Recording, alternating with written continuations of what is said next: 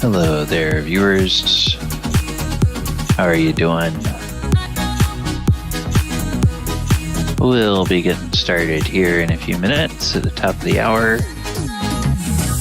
As usual, you're listening to Stream Beats before we start the session.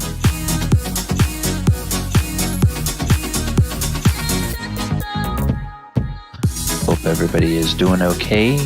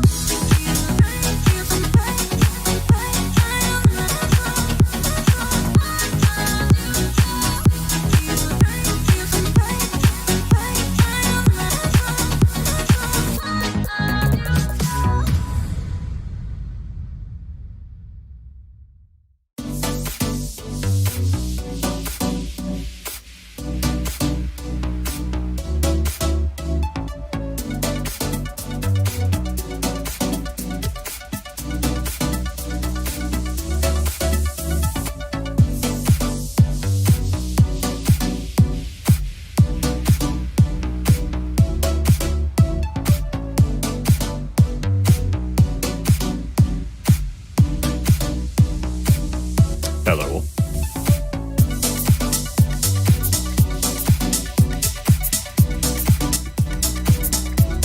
Hello there, Paul. How are you?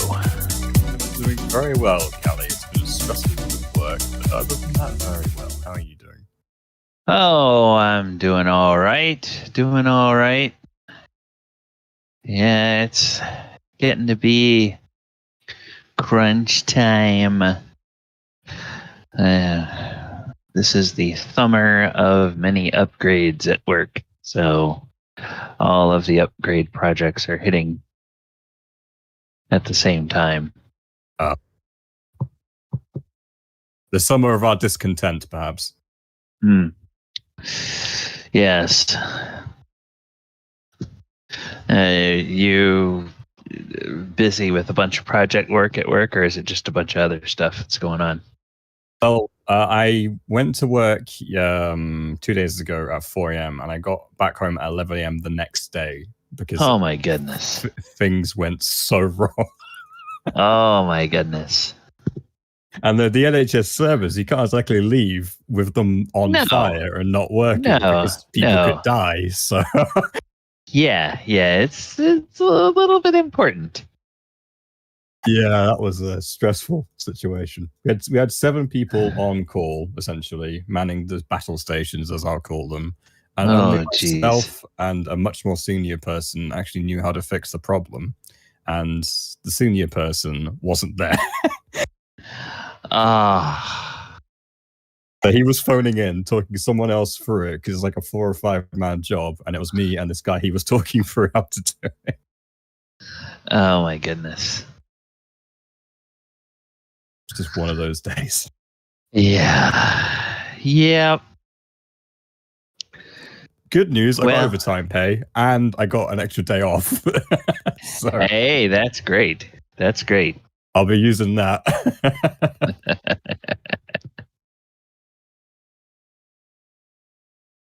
Well, you know, when there are when you work for a company and you understand that there's going to be those occasional kind of sprints where there's just emergency stuff, that's fine every now and then. I have worked in the past with companies that were so poorly managed that it got to just be like a constant firefight all the time, and that just wears you out and grinds you down. It's like, okay, this is no good. That's when you know it's time. That's when you know it's time to look for another job and get out of there. Just, yeah. I completely agree with you. There's only so much of that kind of stuff you should take. Yeah. Well,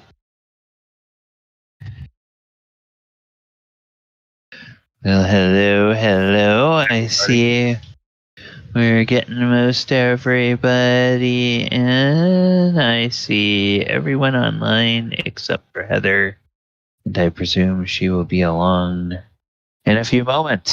So, all right.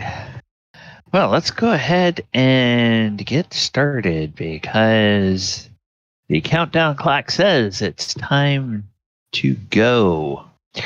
Welcome, everybody. My name is DM Galabon. It's Thursday night. It's 8 p.m. Most of the players are here, and that must mean it is time for the Sword Coast Chronicles. This is session 49 of the Sword Coast Chronicles, a session that I like to call Entering the Amber Temple.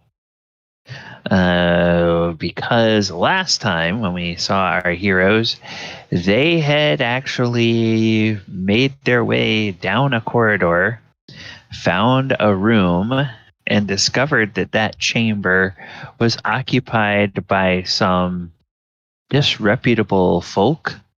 A gladiator type and a bunch of berserkers, and they started fighting the party as soon as they came in. And in fact, Mordenkainen identified them as people who were toadies of Strahd, and that they needed to be dealt with one way or another. So at the end of the night, they had killed several of the enemies, and the rest of them surrendered. And so now the party has a few captives. All right, so players, you have a few captured folk. The woman that seems to be in charge of these has thrown down her weapon, has ordered her men to throw down their weapons. They have all done so. Fluffy, the dire wolf, is laying dead on the floor in the middle of the chamber. What would you all like to do? As the rogue, I'd like to search the bodies. Wise, yes. Okay, so let's see. Do we have the others tied up first? Well, okay. What would we like to do first? Would we like to tie up the prisoners or search the corpses? We probably want to tie up those that are still alive so that they don't, turn on us for some strange reason. Okay. All right. Well, at least Mulek will start pulling out some rope to start tying up some of those that surrendered, just to make sure that they aren't able to access their weapons or any other items that might be on their persons. Okay. I'll be doing the same and assisting Mulek in this endeavor. Any that get uppity, I'll just raise my fist and go, yeah. Okay, so it looks like we have let's say whoops. Looks like we have one deceased and 4 4 surviving berserkers and the leader. And the berserkers here, they are clad in hide armor, and they have great swords, and they are not. Otherwise, they don't appear to have a whole lot. They've got some snares and stuff, like you might expect primitive hunters to have. There's some bedrolls in there. There's like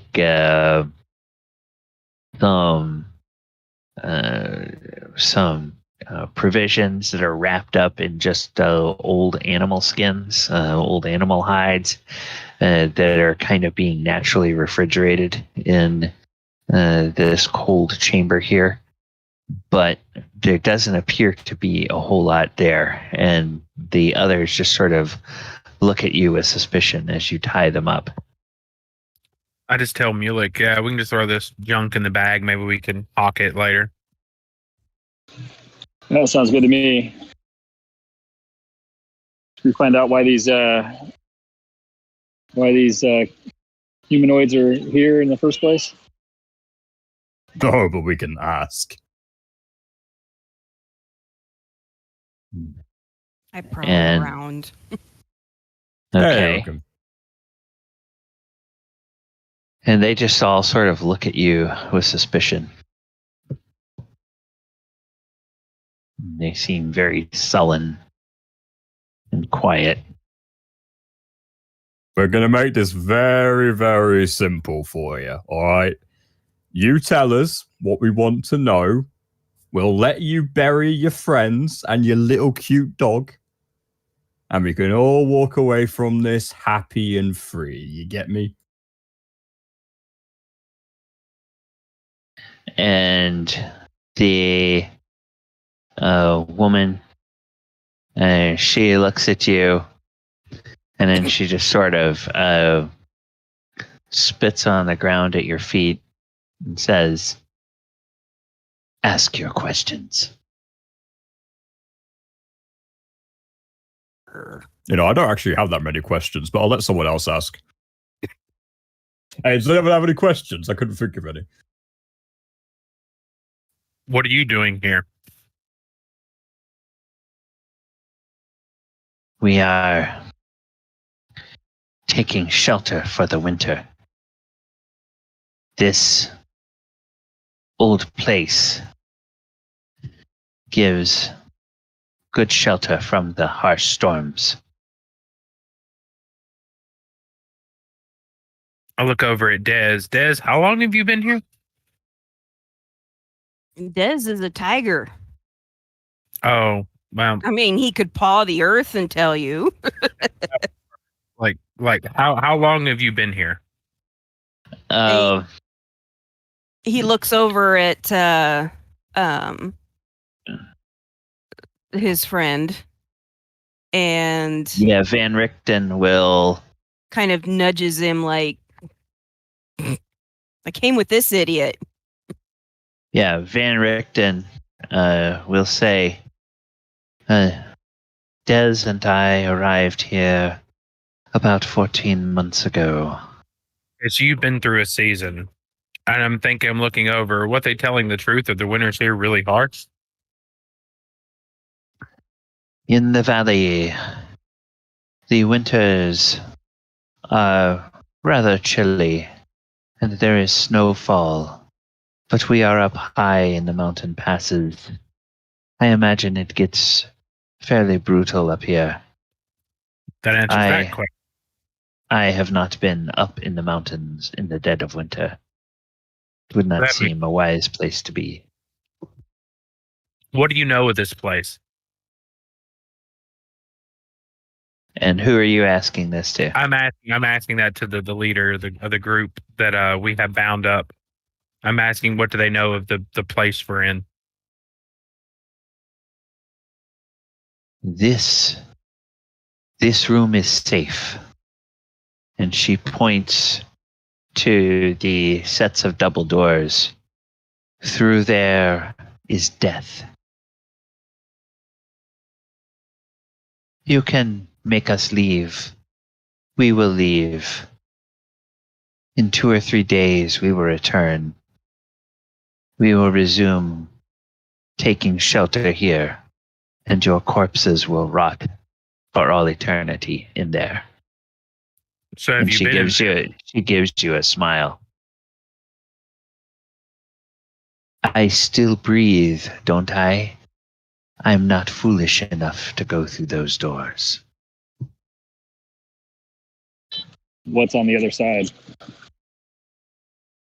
Death. How do you know that if you've never been in there? Yeah, can you elaborate?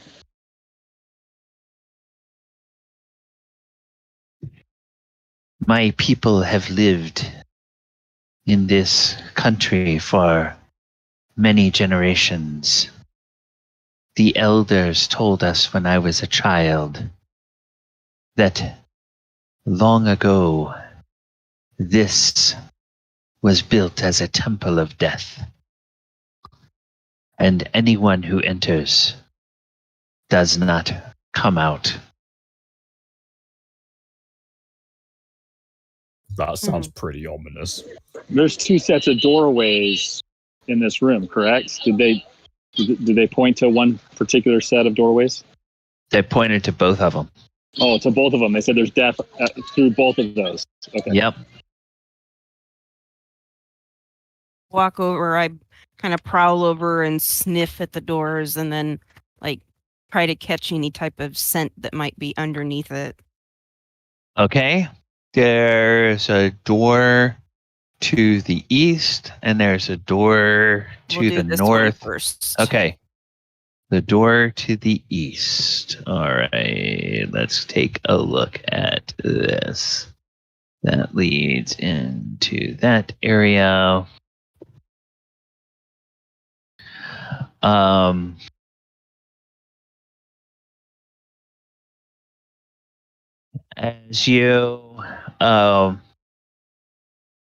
As you lead to, or as you get to that area, you can feel from underneath the doors, you can feel a draft of very cold air.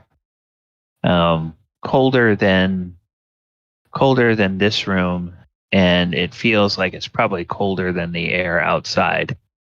Okay.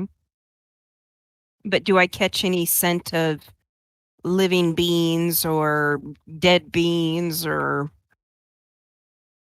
anything other than maybe dust and stone? Give me a perception check, if you will, please. Okay. And if the tiger gets advantage on smell, then you can take advantage. Buckets. Hang on. Let's see. Tiger by the tail. Didn't have my book out. Okay, tiger. Okay.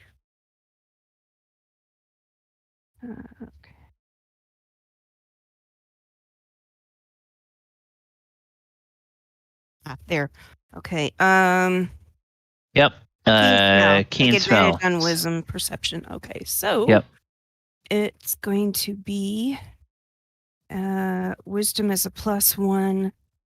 So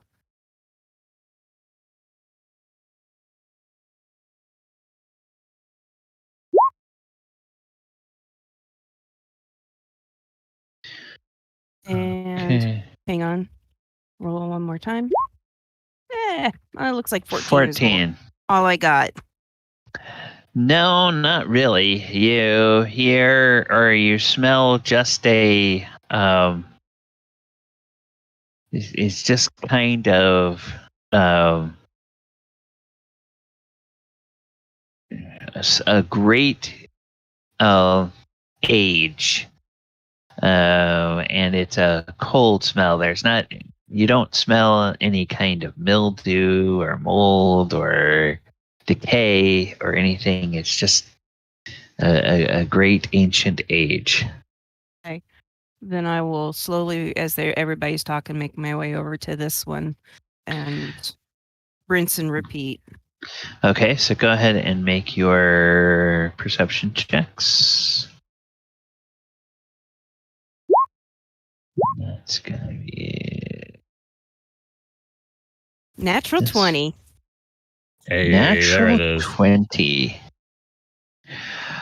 Okay. You smell. You smell something. It smells very strange. It's like it's like long ago decay.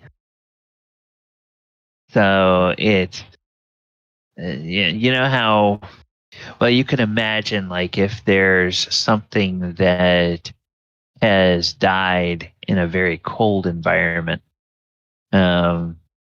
it's not going to go through the putrefaction and rot like it would in a warmer area. But it's like just something very long ago desiccated is through that door. So I'll give a low rumbling growl as I kind of sniff underneath the door and kind of look back over at Krenraid, kind of like, Oh, what is it, boy? What'd you find? And then he'll sneeze. What? Do you have a cold? Does someone want some meat? He just kind of looks at you like, dumbass. So he kind of scratches at the door a little bit, kind of like, this is the one we should go through. That one? That's good. You kind of get this rolling shrug of like, I think the tiger's saying that's good. We go that way, I think. Where did the tiger come from? I'm very confused by this. Mulek will reach his hand into his bag to grab the Stone Speaker's crystal, and we'll use it to speak with animals. And I'll ask the tiger, what did he find? now Okay. Work for me? I believe we established that yes, when you are in, let's just double check for Tiger druid. by the Druid. tail. Well, no, druid. I mean, a tiger is a natural animal. It's a beast. Yeah. So that feature would work. The question is not whether it works on tigers. The question is whether it works on a shape-changed druid. I believe it does. Well, it's GM call, I guess. Magically assume the shape of a beast. Druid.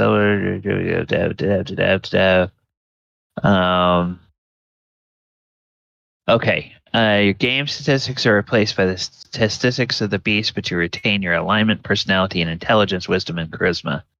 Also retain all your skill and saving throw proficiencies in addition to gaining those of the creature. So you use the higher of your own or the creature's. Okay. Let's see. You can't cast spells. Your ability to speak or take any action that requires hands is limited to the capabilities of the beast form. Okay. So, yes. So, for purposes of communication, something that could speak with animals would allow you to communicate. Okay. So as soon as you're you start asking me, I'll kind of, to anybody else listening, it's kind of growls, chuffs, and rumbles. But basically, he said the other door, Des says the first door that I started at smells of nothing but age, dust, stale air, basically. This one I smell something that's been dead for some time. So I'll relay that to the party. We'll say the first door didn't really notice anything but an old smell. The door that he's at now, there's smell of death. Yes. So we may be dealing with some undead creatures potentially behind that door. Undead again. Of course. Well, it's not too late for us to turn around and get the hell out of here. Tempting. That defeat the purpose of why we came in the first place. Yeah, we need to get out of this place, and we need to do that to go through here, right? Well, then I suggest we be a little bit quicker about it, or we're all going to freeze to death. I guess we go through the door where it smells old and not decaying. Before we do, what do you want to do about them? He points to the bandits. Guess we Let leave them them tied go. up. If it's still working, I will look over at the one that's speaking with me and go, can we recruit them to come with us and clear this place out? No, I responded. I doubt they will go for that. I doubt they would have any interest in that. But I will ask. Okay. The tiger wants to know if we should ask these others if they would join us to help clear out this foul place. And as you're asking a question, Mordenkainen gets this incensed look and says, No, they're not coming with us. They can go out there and freeze to death for all I care. I say we let them go. Let them go. We'll keep their stuff. Let them go. Let them have their stuff. We attack them first. Let them take their dead as well. They can properly bury them. And Mordenkainen, he points a sort of a bony finger at the woman and the surviving men and says, You go tell your lord that we're coming for him next. His days are numbered. We finish here, Castle Ravenloft. Mm-hmm. We're coming for him. Go tell him. And the woman, she just gets a smile on her face and she just starts to laugh. And she says, Fools, 3 days. I give you 3 days. We will come back in here. Your corpses will be inside, rotting forever.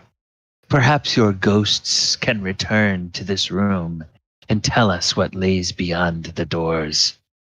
Fools. What a bitch. They wanted to talk like that, I'd have put them in front of us and said, okay, you lead the way. With a knife to their back. And you still can. Ugh. And if you have... Okay, so you have disarmed them at the moment, but what are your guys' intentions? Somebody said, give them their stuff, let them go. Are you going to give them their weapons and their bedrolls and everything? You're just going to kick them out with whatever they're wearing? What are you going to do? They can't have their weapons, but they can have their supplies and things. Yeah, everything but their weapons. I Okay. suggest, and Falliger walks over and he talks to the leader. I suggest that you show a little bit of respect. We are letting you go after all. And she looks at you and she smiles and she says, You're a pretty one. If the others die and you survive, when we come back, if you are here, I might let you entertain me before I decide whether or not to kill you. He slaps the piss out of her. Ooh. You do that, and she gives you a broad smile and says, "I like a man with some spirit." And then she turns her back and she walks out, and the others go and they just pick up their the bedrolls and everything, and they walk out of the tunnel, and they head on out of this area. So I'm going to go and I'm going to remove the turns. I'm going to clear this, and then I'm going to take these people and move them out here.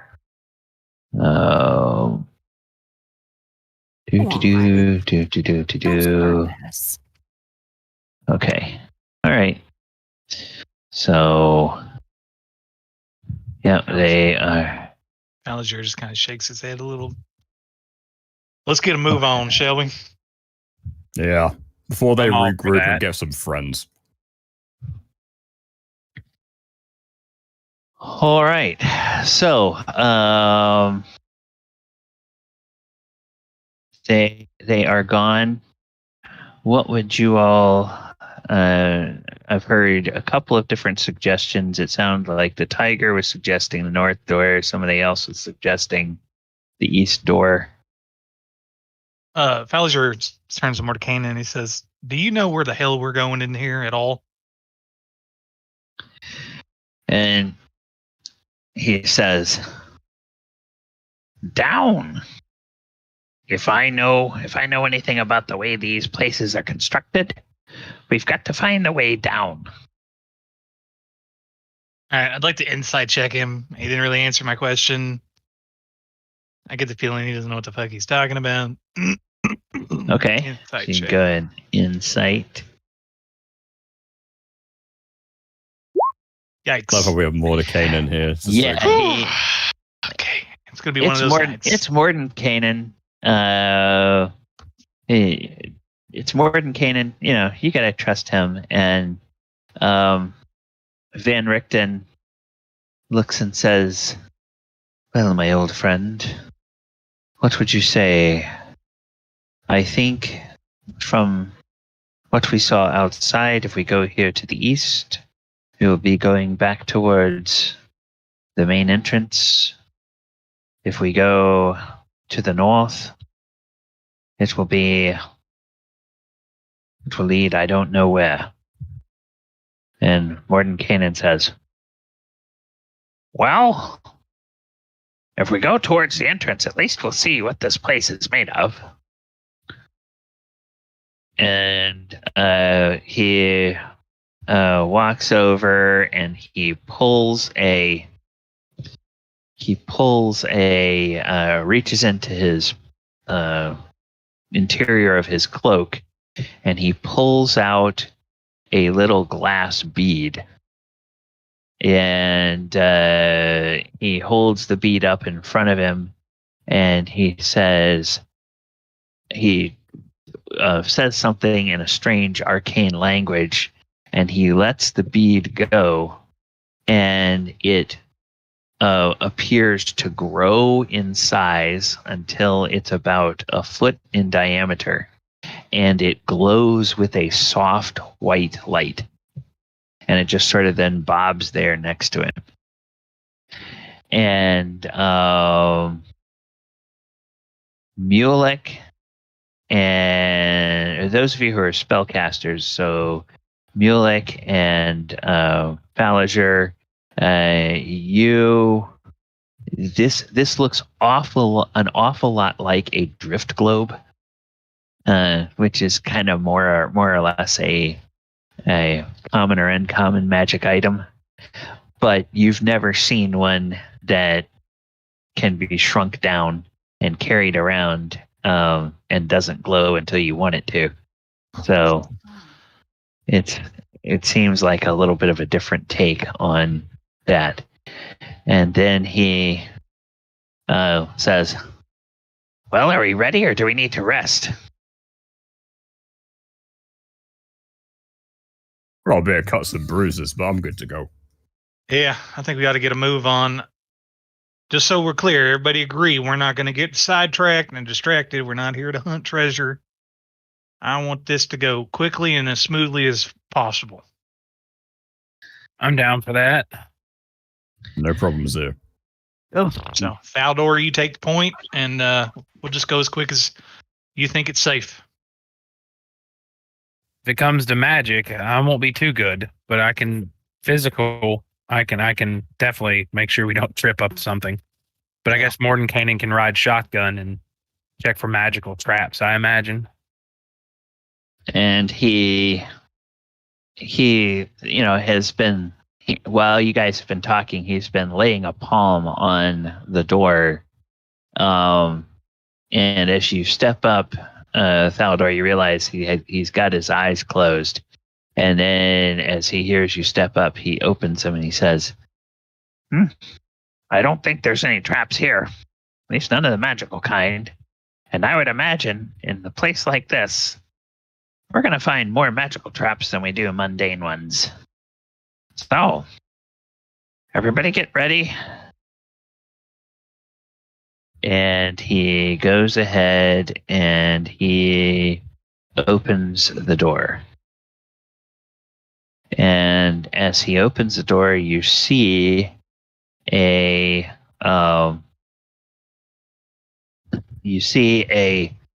hallway out before you, and almost immediately to your left as you come out the doors. And let me know if you guys can move past that, or do I need to move you past that? How long have we been in this room for? About have we been kind of like standing around not doing anything for about an hour, or what? Oh no, I would say maybe 5 or 10 minutes total. Okay, never mind. Yeah. Thanks for asking. So good. All right. So as you push through here,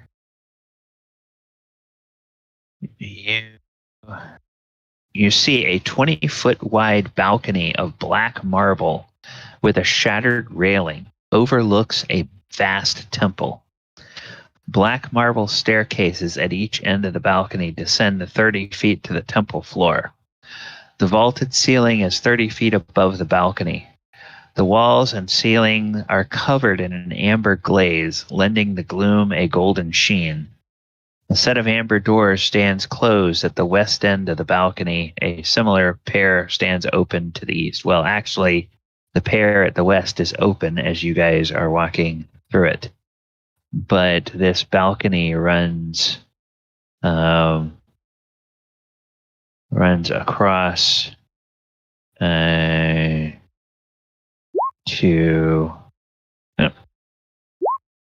runs across to here, and actually it looks like the doors here are ajar. So then you see this here. And you see these black marble stairs, and as Mordenkainen comes out, his light just sort of illuminates some of this. And then Van Richten steps out, and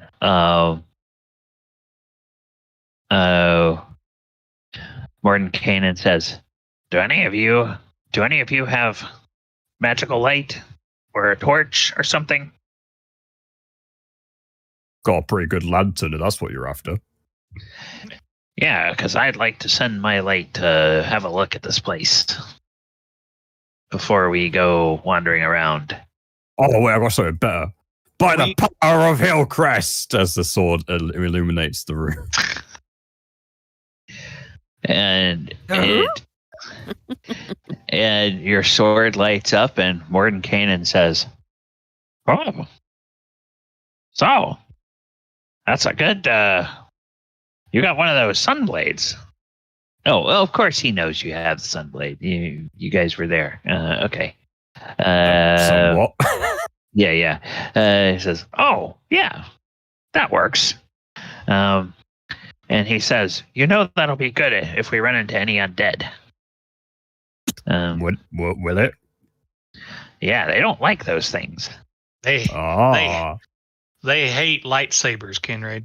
like what? Wait, whoa! What's a lightsaber? Is that what this is? It's a sword. It's a saber. Oh, And so as they he sends his drift globe just gradually to the north, and as he does, it illuminates an enormous space. This space just keeps getting larger and larger and larger. It's a big temple until finally, as it comes closer to the end, there are some huge pillars, and between those pillars, there is a gigantic statue.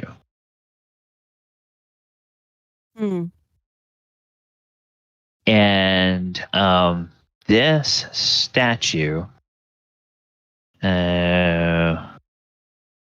statue is very unusual. So, How so? excellent okay, craftsmanship. this is a 40-foot tall statue carved out of granite. It depicts a faceless humanoid figure. And there, as you the head has a cowl that is pulled over. The head of the statue has a cowl that's pulled over it, partially obscuring the area where the face would be. And as the drift globe climbs up and gets closer to the face, you can see that inside that cowl is just it looks like a chasm of utter darkness that just seems to swallow all the light. And Mordenkainen says, he points with his staff towards that statue, that cowl. He says, "Kids, don't go close to that face. I don't like the way that looks." I don't like the whole way this room looks. Why don't we go the other way? I don't like it either. That's really shoddy craftsmanship. Oh, well, Master Dwarf, it is kind of shoddy craftsmanship, but it'd be the last thing you ever see if you go too close to it, I think. You might be right. It might fall over and crush me. We see any other doors? Where's this one over here? Yeah, there on the far side of this area, there is a set of double doors. Can you ping it? Right here. Oh, that okay, way. so you're going as you get closer to that with your sword, you guys can begin to see that there is a room here, and let me tell you what you see in this room. Okay, in this room, All right, this room is featureless except for a rough-edged 10-foot diameter circular hole in the floor to the east and empty torch sconces along the walls. Double doors of amber stand open to the north and the west. A single closed door lies just south of the western set of double doors.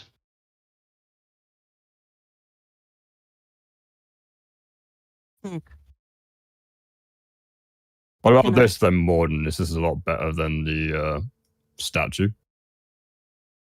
And he says, let me take a look there. And I think so the cat's he trying to will, say something. he will bring his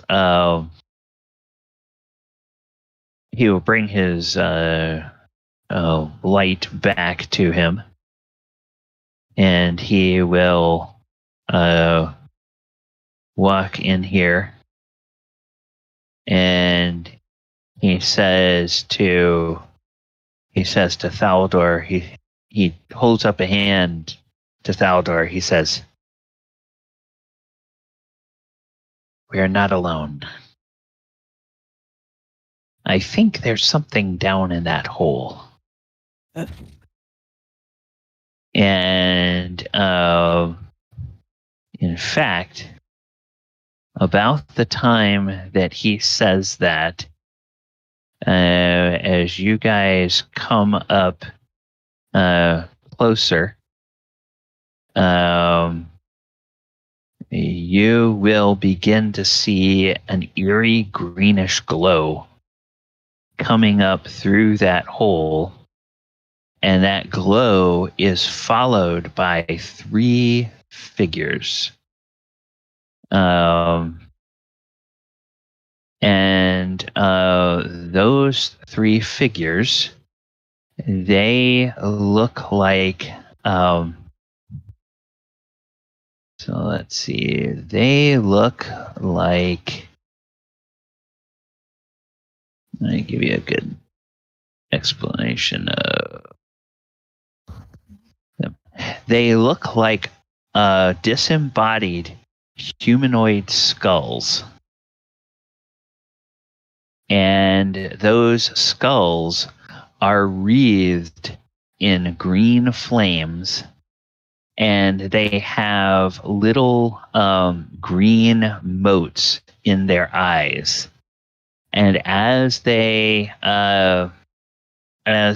come up into view, Morden Kanan says, "Oh, get ready!"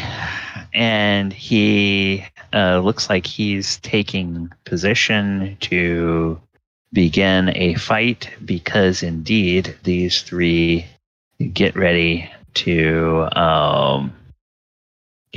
attack. So it is going to be initiative. Flameskulls? Why did it have to be Flameskulls? They are horrid looking. But we can still beat them up nonetheless. Yeah. And so let me do this. Let me get initiative for them. God, what is with my 7s tonight? That's one heck of a roll. Yeah, another one. You know, you can win the jackpot, right? Oh, It said it was 10.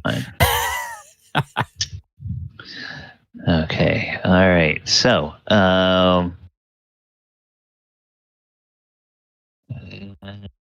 then let's see.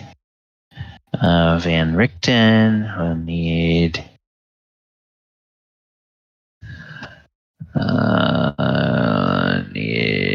initiative for him.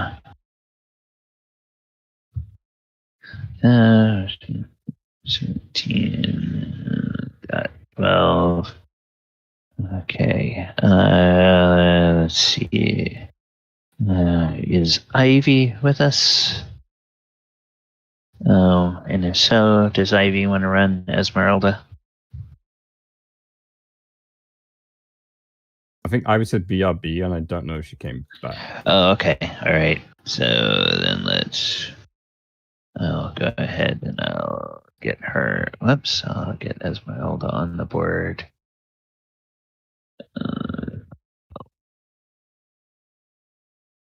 Okay.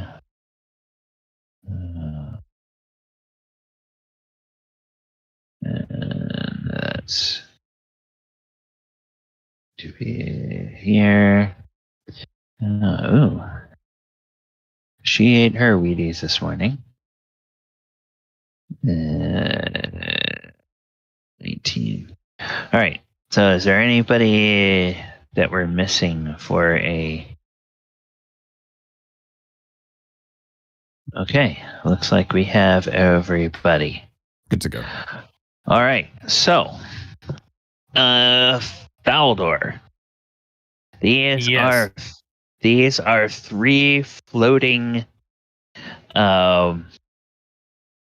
skulls with glowing pinpricks of light where their eye sockets are, and they're wreathed in green flames. Just makes them an easier target to hit because I can aim for them. Okay, so what would you like to do?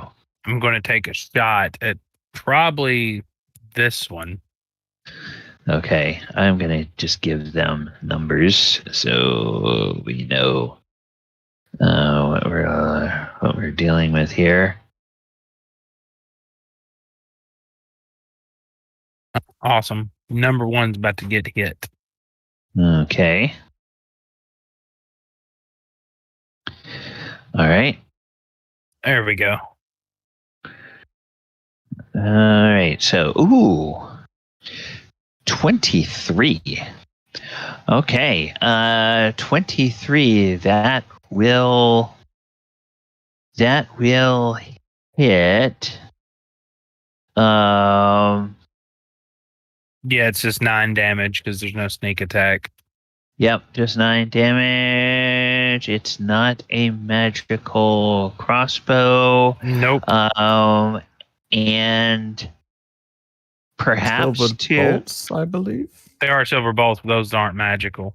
Okay.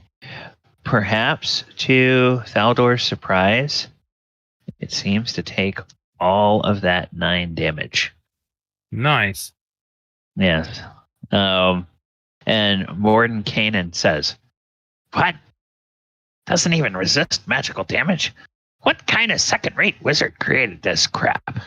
And I was going to say, I look over at Mordenkainen real quick with my free action. I go, well, if you want to make my crossbow magical, I wouldn't have an issue with that. Maybe later. Esmeralda is going to come up, and she's going to get back. By the way, just letting you know. Oh, okay, all right. And before I end my turn, I'm going to hide behind this door. We'll move 5 feet and hide behind the door as cover, so I can get a better shot next time, hopefully. Okay, all right. So go ahead and make a hide check. Okay, 18.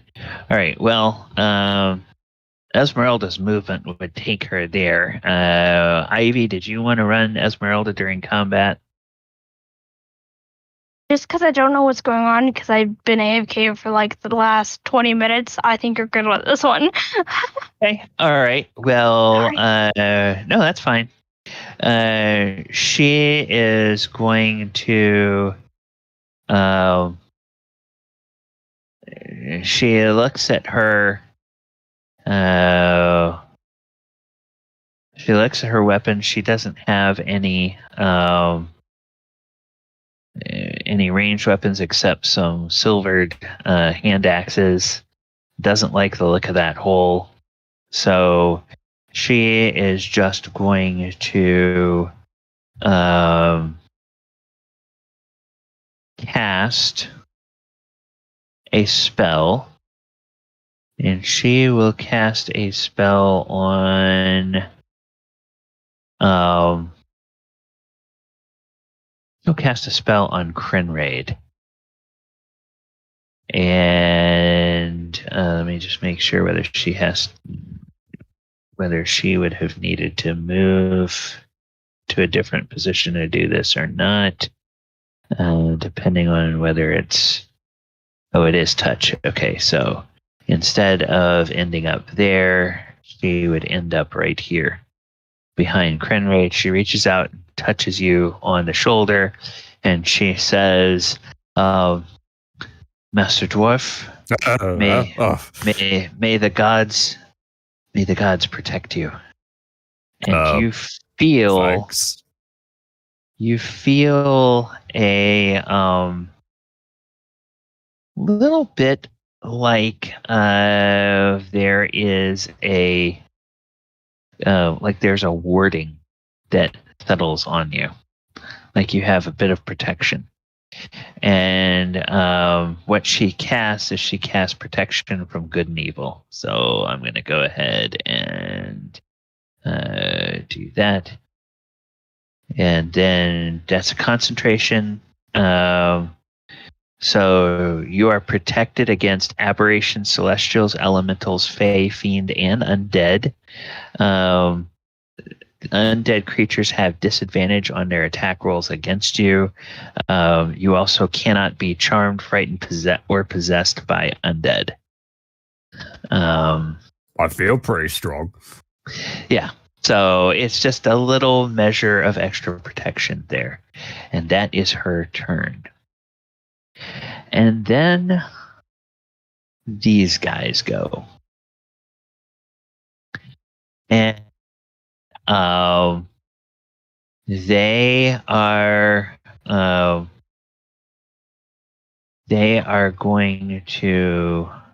Well, the first one is going to look at the area right between the doors, and its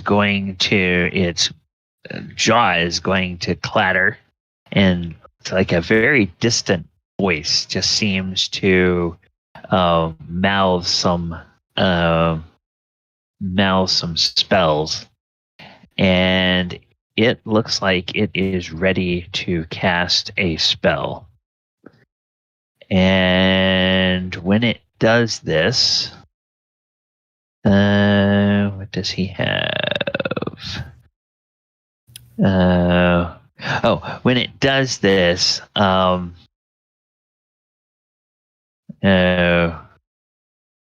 Mordenkainen says, "Not today," and holds up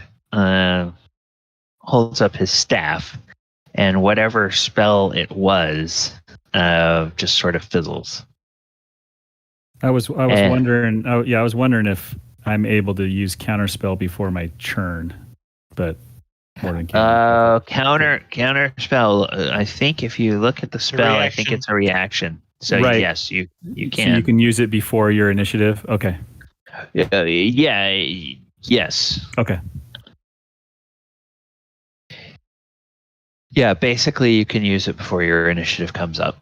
Then the second one goes to cast a spell, and I'll do counterspell if I see it. Okay. Yeah. You can tell that it's about to cast a spell. That would be the second one, the one in the middle. So that's probably the only one you can see. And then the third one goes to cast a spell. And let's see, I don't think she's got that, does she? No, she doesn't have it. So, Falager, do you have counterspell? Nope. I'm going to say Van Richten doesn't have line of sight, and he's probably too far away to notice even if he does. So, a little glowing orange pea shoots from the third skull and goes right in between these two doors, where it blossoms into a 20-foot diameter ball of flames and fire. And so I'm just going to draw a quick outline here for us. And everybody who is within the outline of this 40-foot diameter circle, 5, 10, 15, wait. So 5, 10, 15, 20, 25, 30, 35, 40. So everybody who is in there gets to make a dexterity save as the fireball spell goes off. So it's a spell save DC of 13. Okay, so Thaldor, you make it. Mulek, you make it. Des makes it. Salazar makes it. Krenraid, do you have inspiration that you would like to use? I don't, but I have advantage on the save, so okay, you have advantage on the save, so you then, and then I need. I would like to use evasion, so I take no damage. All right, that's fine.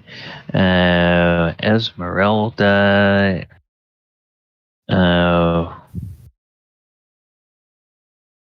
Okay, Mulek, you make the save. Come on, Esmeralda. She makes her save. And then the giant hyena made the save, and Casper would have puffed out because Casper only has 1 hit point. Okay, and then Mordenkainen. Mordenkainen, he fails his save. That was for the stream, and also anybody that didn't know evasion about a rogue. Yeah, thank you.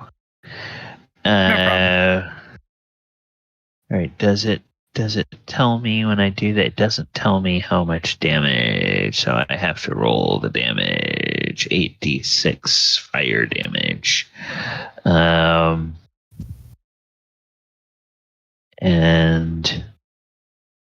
So where's the stupid thing? So they're gonna do 8d. Come on, 8d6. Cool. So the total is 32 damage. So if you failed glad your I had save, evasion. Right. Yeah, if you failed your save, you take 32. If you made your save, you take 16. If you evaded, you take 0.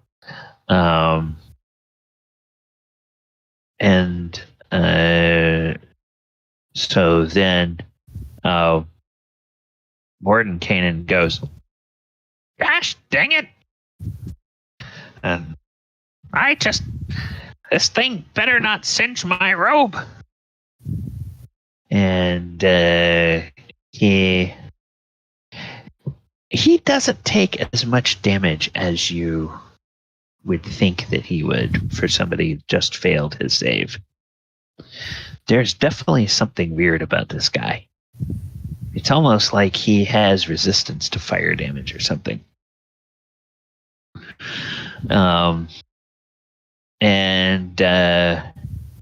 So that is the enemy's turn.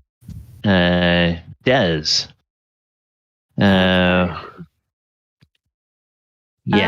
From watching this go on, and I have to apologize, I wasn't keeping track.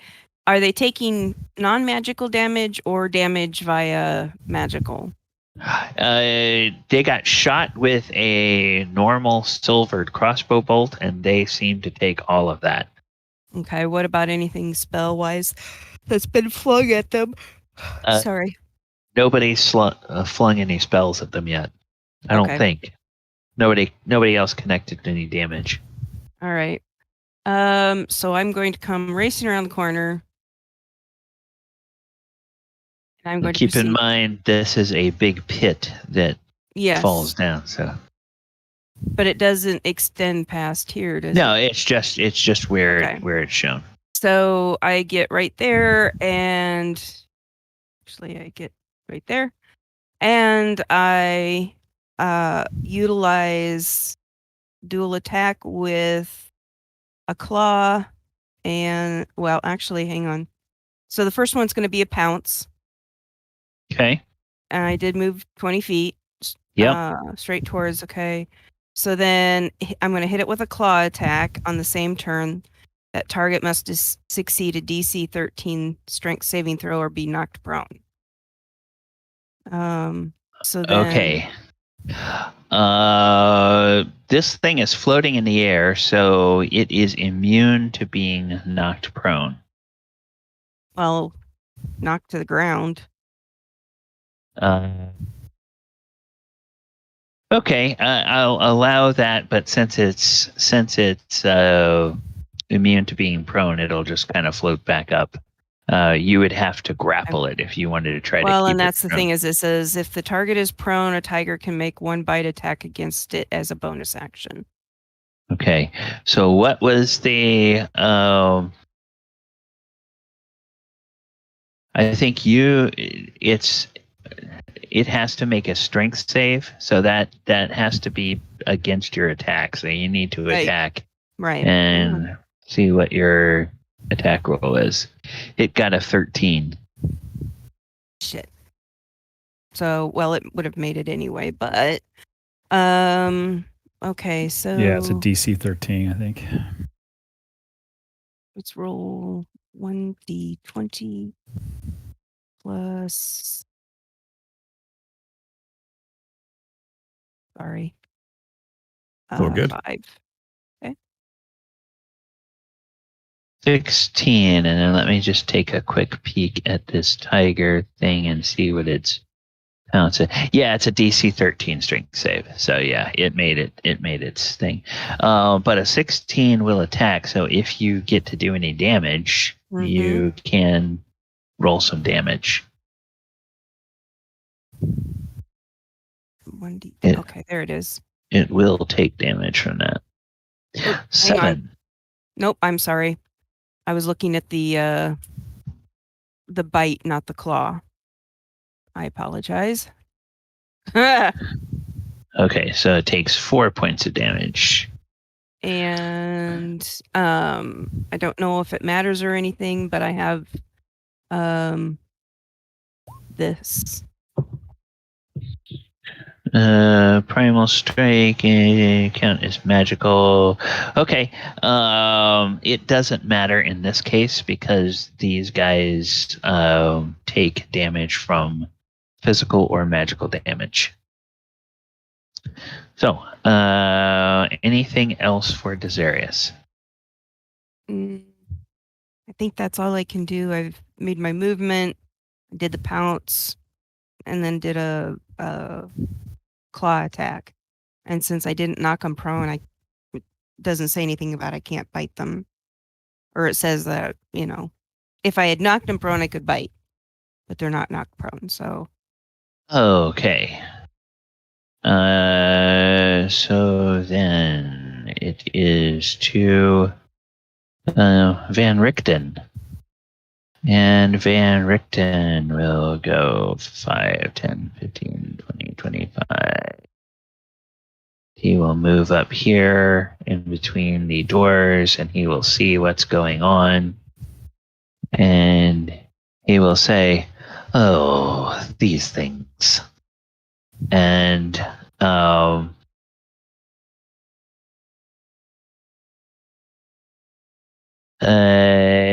he will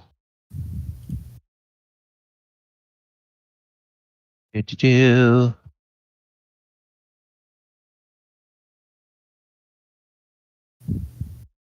oh.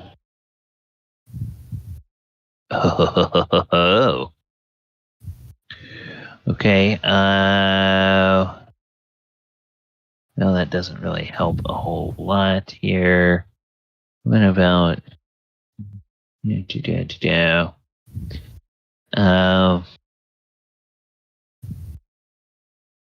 he will cast a spell upon. He will reach over and he will touch Thaldor. And he will cast a spell on Thaldor, and he hits you with the protection from evil and good. Same thing that Krenraid got. Interesting. So Can he see me? I went into hiding. Oh, you're behind. You're behind. Yeah, you're behind the door, so he's coming up behind you. Okay. Yes, he sees you. He just touches you and does that. You're hidden or you think you're hidden from the Flameskulls. It depends on what their passive perception is. Correct, sir. All right. That's his turn. Mulek. Thank you, Van Richten. There's no way that You're welcome. There's no way my hyena could get through this. Yeah, they're allies. So they're allies. So he can push through ally squares. So I'll tell Maverick. I'll tell him to sick on those giant flaming skulls. Go attack. And, so you can go ahead. He's going to go 5, 10. I'm going to jump out of the way. 10. And it's double movement, right? Nope. Okay, 10, 15, 20, 25, 30, 35, 40, 45, 50. Okay. Going to attack this one right here. Okay. Let's see. 15 will hit. Uh, 11 piercing damage. Okay. And with that 11, this Flameskull is bloodied. And while he was running off, I was starting to cast a spell, and I point my fingers to the 3 skulls, and I cast slow on those 3 skulls. Ooh, you alter time around up to 6 creatures of your choice in a 40-foot cube. Wisdom save of 16. So let's do those first. Flaming Skull 1 makes it. Flame Skull 2 fails. Flame Skull 3 fails. So, Flame Skull 2 gets a little snail for being slowed. So they have a minus. Snail, where are you? They have a -2 penalty to AC and dexterity saving throws. -2 penalty to AC and disadvantage on saving throws? No, just a -2 on dexterity saving throws. Okay. And it can't use reactions. And if it tries to cast a spell, you roll a d20, and on 11 or higher, the spell doesn't take effect until the next turn. Okay. All right. So I'm going to go here. I'm going to put that as 11, and I'm going to go here. Whoops.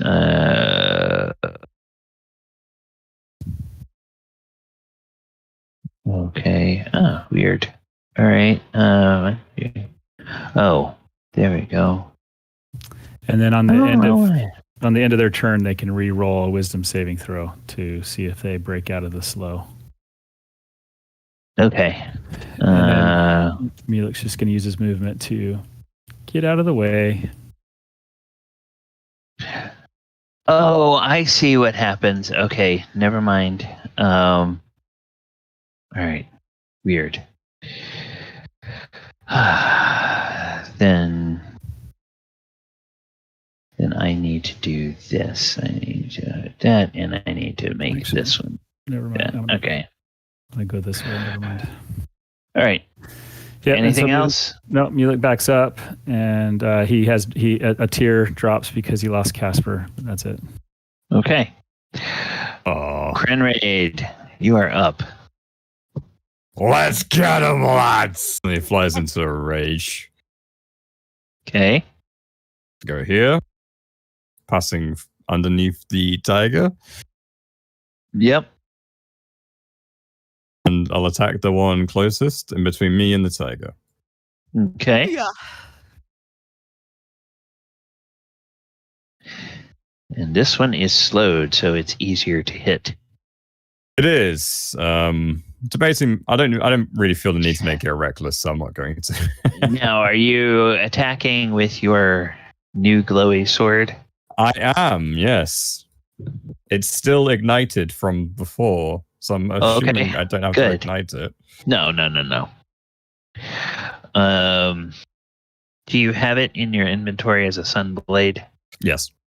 Okay, so you have the ability to activate the special feature if you hit an undead. I've added the 1d8 as a separate attack. That's why. Okay, cool. That works. All right. 20. So AC 20 will hit. So it deals 12 radiant damage. Now let's see. It doesn't have vulnerability. Some undead do. It doesn't have vulnerability to radiant. So it's going to take all of that radiant, and then because it is undead, go ahead and add the extra 1d8. So taking an additional 1d8 radiant, that's not right. Hold on. It's 1 damage. Ignore the 25. Yeah. Okay. There's one. All right. So that's the first attack. Do you have a second attack? As that was my first hit of the turn, I have the ability to empower my strike with Divine Fury, which I will do. Okay. Just oozing radiance, this dwarf. Yeah, okay. So -4, and with that, the creature is bloodied.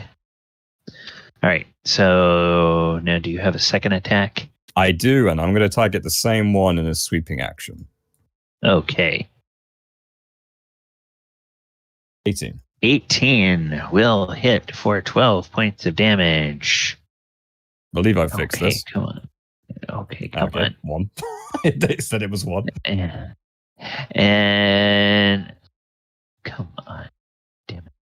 Okay. Gotta stop rolling those ones. Okay. I'm getting them out of the way early. It's okay.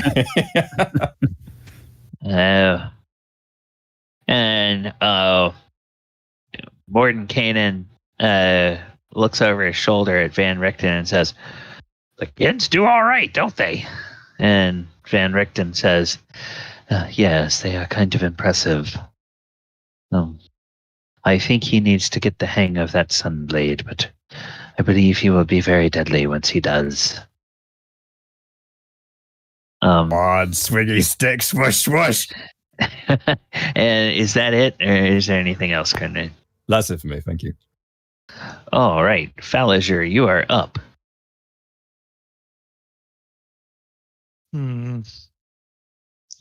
Have 3 tempting targets in front of you. I'll just toll the dead this low one. Just get it off the field. Okay.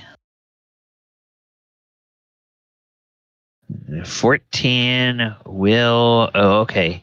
I'm sorry. What was that? That fire ray was a miss hit. Conrad.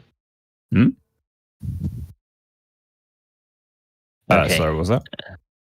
I was just thrown off because there was a fire ray. I don't know. I have no idea where that came from. Please ignore that.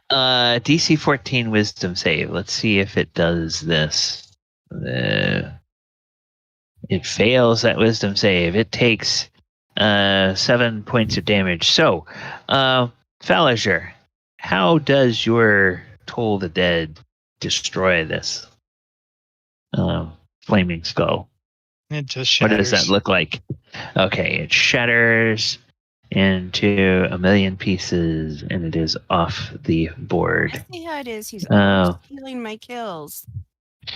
Okay, and Thaldor, you are up.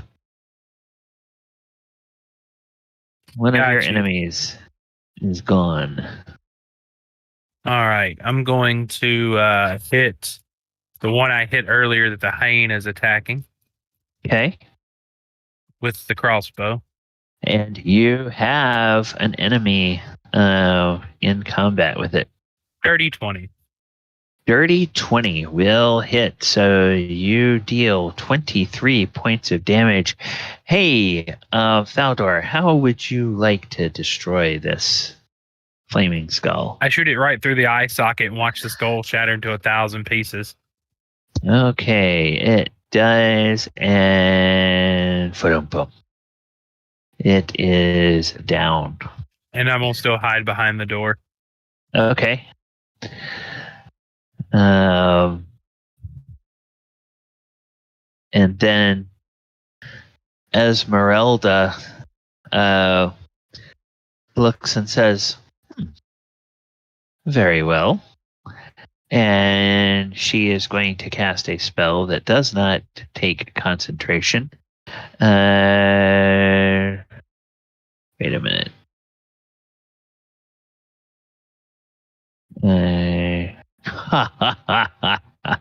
This is really rich. This is super rich. She says, she shouts out, she says, "Don't let the flames fool you. They can be burned." And to match her words, she will cast a firebolt at it. And so it has to make a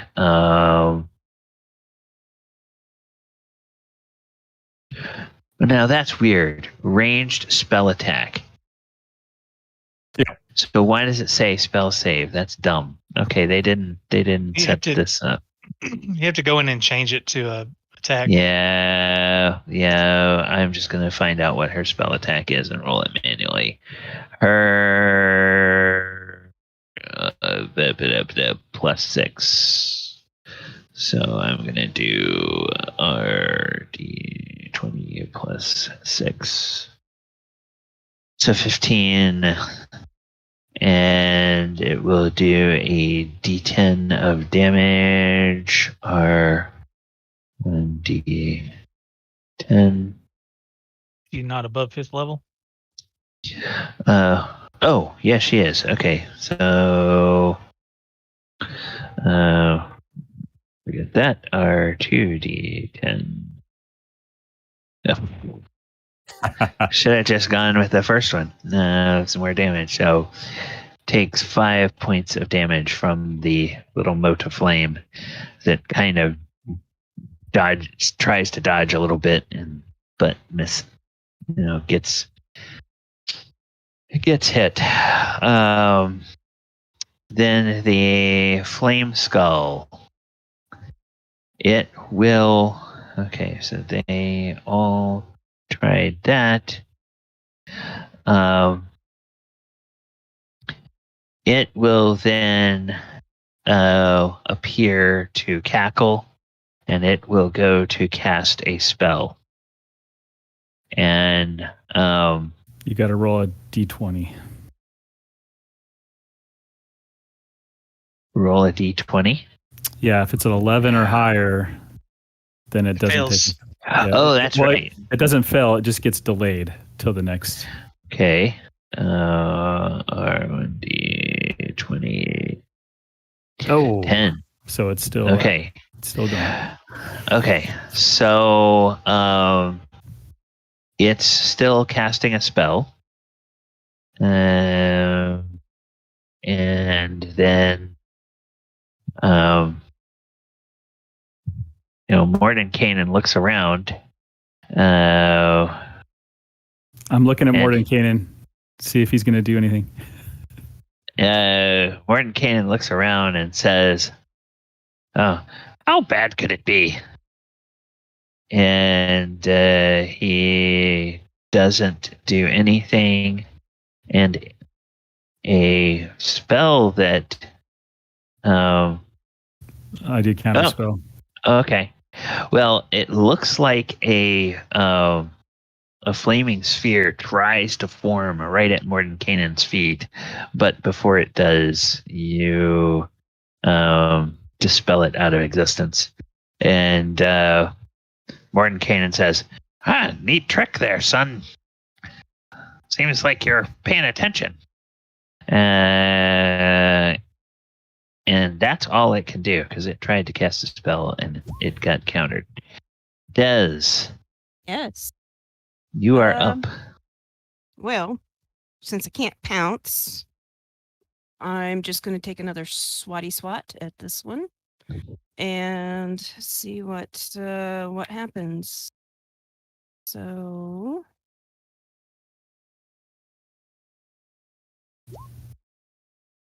and okay. 10, that's going to miss. Is that with a -2 to his AC? It is with a -2 to its AC. Okay. It's just tantalizingly out of reach. So close. Can't remember. I'm so sorry. I think all of the other things are predicated on it hitting its first attack, or does it get multi-attack? It doesn't get multi-attack, no. No, so all right. That's it. All right.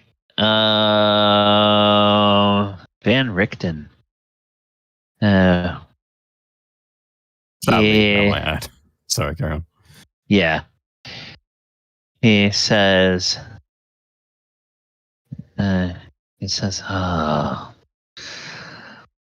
wish I had more offensive spells. And then he looks right near him to see who might be hurt. And he takes a couple of steps over. He gets behind, or he gets off of Falazur's shoulder, reaches out and touches Falazur. And Falazur, you will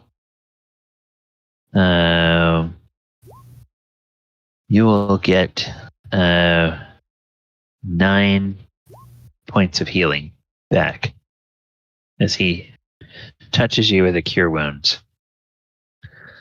So you can gain up to 9 hit points, but you can't heal beyond full. He says, there. Hope that will help. And Mulek. Yeah, Mulek will step up to get a better shot at him, and I'm going to shoot a firebolt at him. Okay. Ooh. That didn't AC go very well. of 9, and that will miss. It slams into the wall at the end of the... And then Maverick will come over and attack.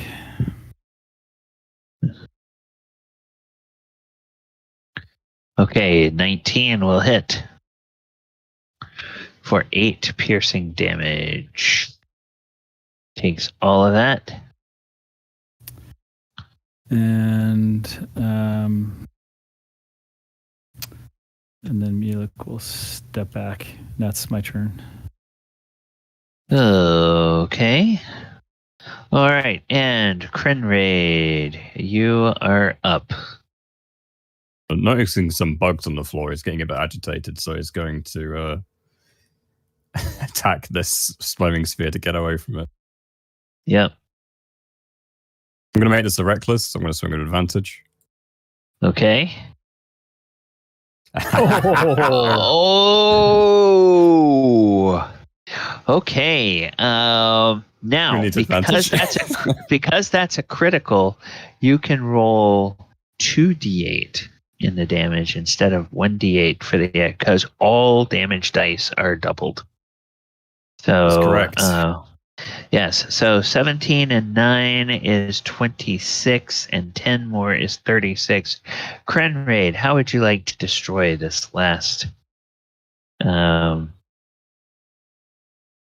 After fiddling with this Sunblade for a bit, I feel like I've probably got the hang of its weight or its lack thereof, because it doesn't really have any, not really. Yeah. And I'll probably find a little twisty handle to choose, and like, wait a minute, this is on the wrong setting. to turn it up, it lights up, and just bring it down on him. And Mordenkainen cackles and says, "Ha ha ha! There it is, son. You got it. I found the on switch. Yeah. Good job there. It's warmed up for me." Are we out of combat? Yes, you are at the moment. Do you know about Flameskulls, if anything? Go ahead and make me your choice, arcane or history check. Well, they both suck, so I'll give myself guidance because why not? While he's thinking about that, can I look down the hole? You sure can.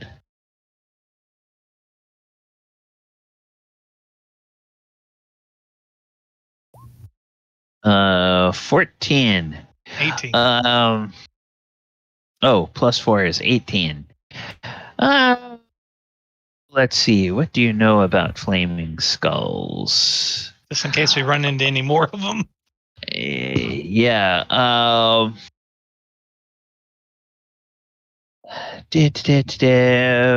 You know that a flaming skull is created by an evil spellcaster from the remains of a dead wizard. And when the ritual is complete, green flames erupt from the skull to complete its ghastly transformation. That's lovely. Well, what a lovely thought. Would Mulek know if they're immune to charm? And importantly, with an 18, there is something else that you do know.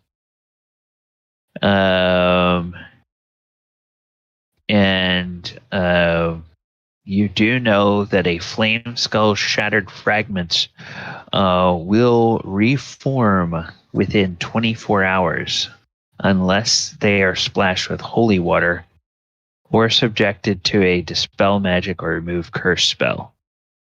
Oh, shit. Does anyone have any holy water? We have some holy water. Doesn't Van Richten have some holy water? And Van Richten says, I do have some holy water on my wagon, which, if you will recall, we left at the Abbey in Kresk. Can't we just move the fragments somewhere else or lock them in a chest or something? I didn't work that way, Conrad. You gotta get the evil out. Yeah, we see no arguments from me. And Mordenkainen says, well, it's going to take a day before they reform. I think, though, you kids might have the right idea. Let's find some place we can lock these things up so that when they form, they're not chasing after us. How about I just pour a little bit of holy water on them and forget about it? Oh, if you have some, great. Go ahead. Yeah, I got some from the Temple of Helm. And it takes just a few drops. And before they hit the bone fragments, Maverick comes over, starts like guzzling the holy water, like licking it up. No, I'm just kidding. Okay. All right. And somebody was looking down through this hole. That was me, yes. I'm curious where they came from. I did not completely forget that. Do we have light in this room? Yes. Yeah. Oh, okay. There's what amounts to Mordenkainen's drift globe, as well as the sunblade.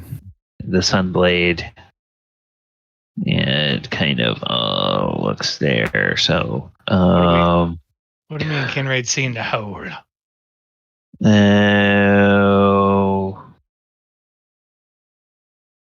Falazor's got more experience of holes. The system. Touche. Oh my goodness. Okay. If it looks dark down in the hole, I could throw some light down there. Okay, see how deep it goes first, I guess. Figure out. Damn it. Okay, what's the? This one is X6. So we know we need to go. We know we need to go down. This might be a shortcut. Yeah. 33. Okay, so that's the one. 33. All right. As you look down. Oh. You look down through the hole and you see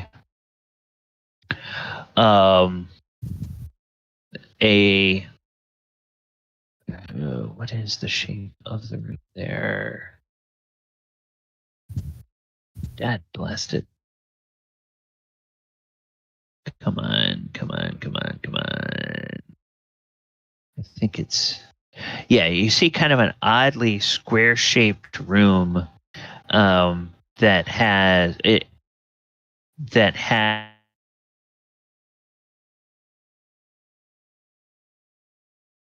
And we lost him. Yeah, we lost you, Galabon. And in each... what? We lost you at the beginning there, after you said square room. Oh, okay. It's an oddly shaped square room with 3 alcoves, one to the east, one to the west, one to the south. And within each of those alcoves, or you see that the walls are glazed amber and the floor is red marble.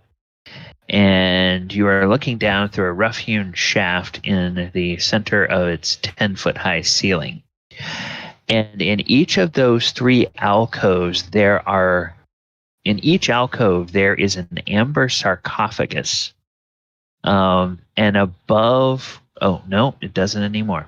Above each sarcophagus floats a human skull wreathed in green flame. Nope, not anymore. Because they came up and they attacked you. So it's very these amber sarcophagi, each one looks like a rough block of solid amber, about 8 feet tall, 5 feet wide, and 5 feet thick. And trapped inside each block of amber is a sliver or wisp of utter darkness, no more than a few inches long. I don't like it. And Mordenkainen says, "What don't you like?" There's a real funky looking darkness down there, and it looks very terrible. And he gives a little whistle, and his globe will float over to him. And Thaldor, what's your passive perception? My passive perception 17. Okay. All right. You, as everybody is crowding around that hole up there, you hear the sound of shuffling footsteps on the stairs behind you. I whisper to I see Van Richten's close. I pick my head in the door and I was like, someone's coming, and then I turn around and look down the steps. Okay. What you see on the steps is you see what looks like a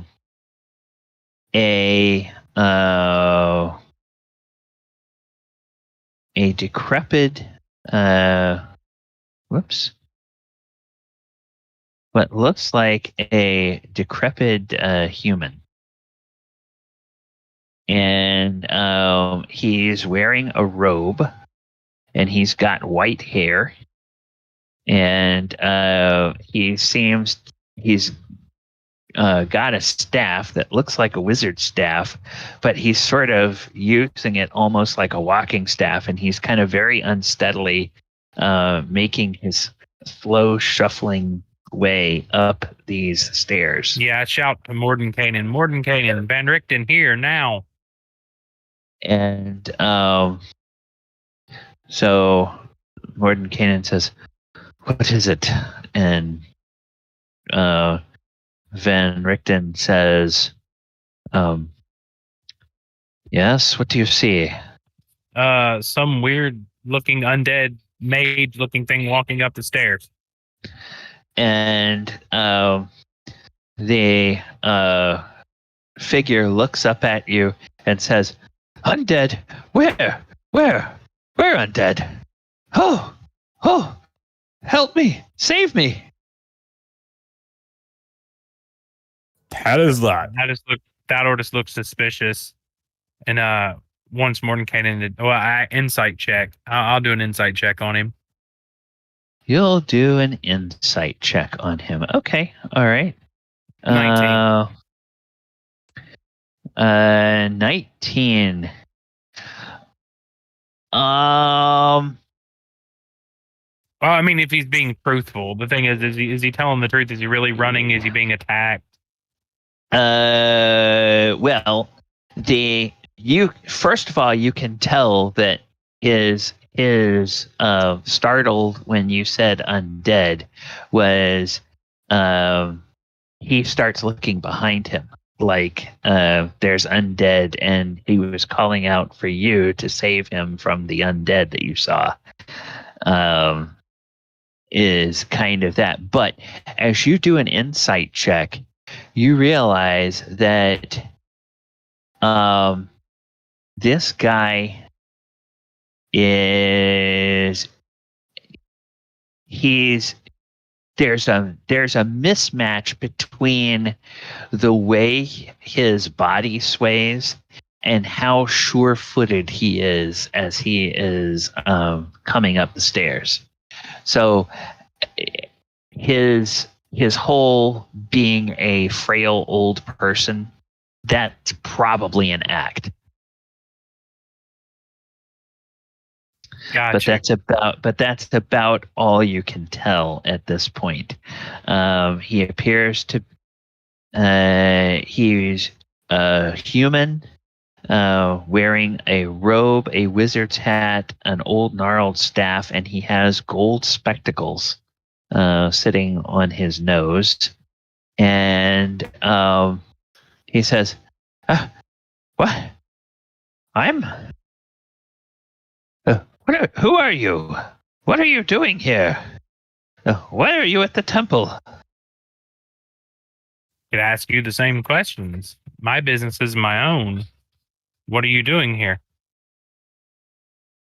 Why, I'm the guardian.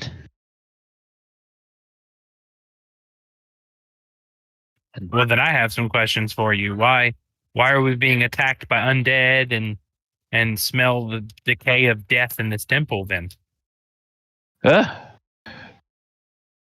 Why are you being attacked? Well, you're being attacked because you're intruders.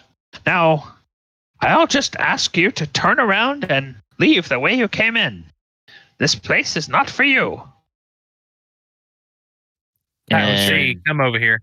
Felazure kind of comes over and goes through the door. And Mordenkainen will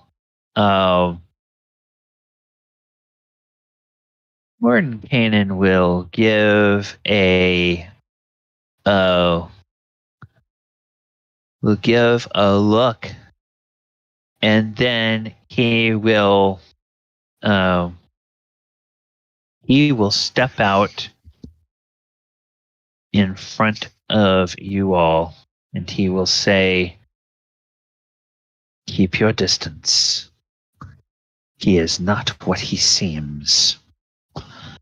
And then he goes to cast a spell. And let me see. I need to bring it up. I need to bring up this. Who's casting a spell? Mordenkainen is casting a spell.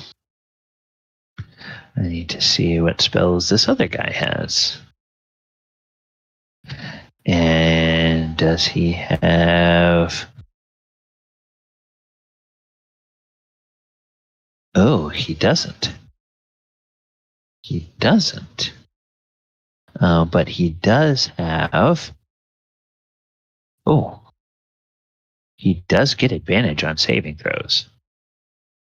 So, Mordenkainen goes and he casts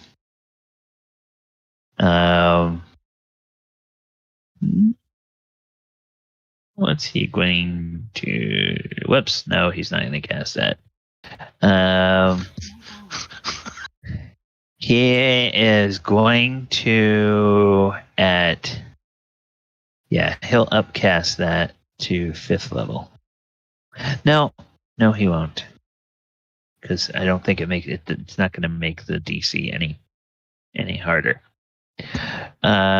He will cast Banishment. Oh. Forget his spell save is DC 17, and it's a charisma save that this guy has to make. So this guy will try to make a charisma save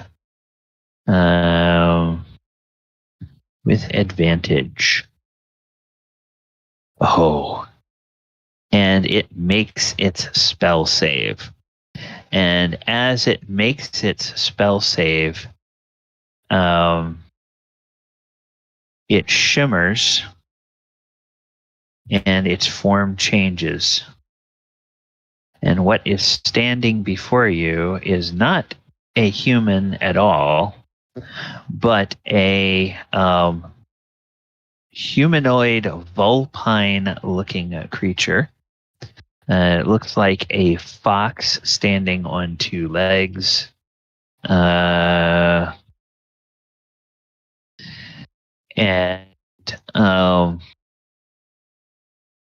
it has its spectacles on. Actually, it's a jackal-headed creature with a humanoid body. And it is wearing very fine robes. So the robes it's wearing are the same in its humanoid form or its true form. And then it looks and it kind of makes a surprised look, and it says, "Oh, Mordenkainen, what are you doing here? And are you bringing your pupils on a field trip?" And Mordenkainen says, "No, you foul demon. I'm not bringing this, wait a minute. Rabble? Not bringing this.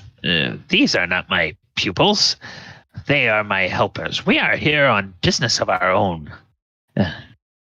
You can just leave us alone, or we will send you back to the hells that you came from, and you'll have to wait to find your way back here." And the creature gives a broad-toothed smile and says, "Ah, well. Mordenkainen, would you like to test yourself against me?" And then as he speaks, Van Richten comes out. And the creature looks at Van Richten and says, "Mordenkainen and Van Richten. Both of you here. Why, what lures you both to this place at the same time?" And Van Richten says, "If his banishment did not work, I can try my own. Be gone." I mean,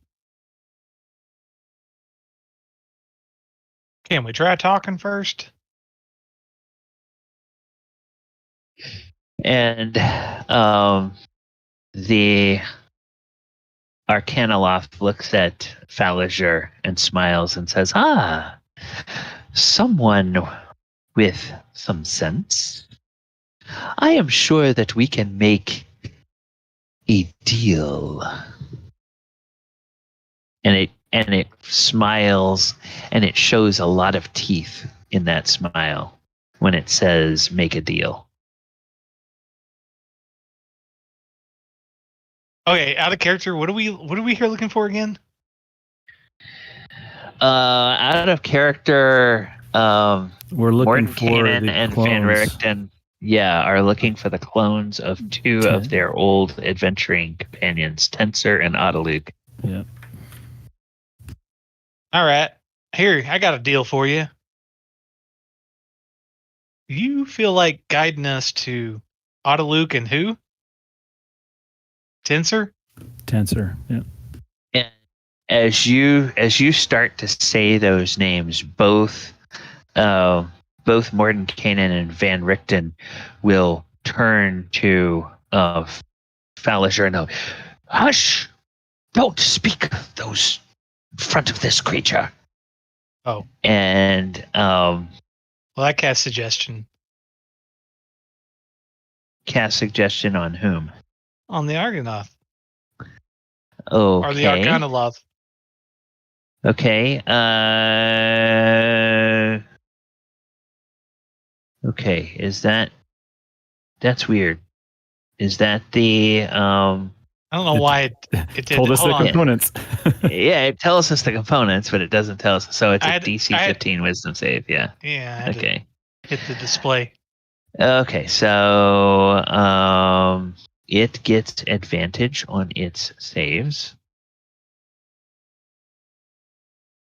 Oh, and it fails. Captain C saves the day again. And So what he said was, how about you be friendly and show us to where those two names are, or show us to those two where those two people are at, like escort us. And the Arcanaloth looks at you, and it kind of cocks its head a little bit, and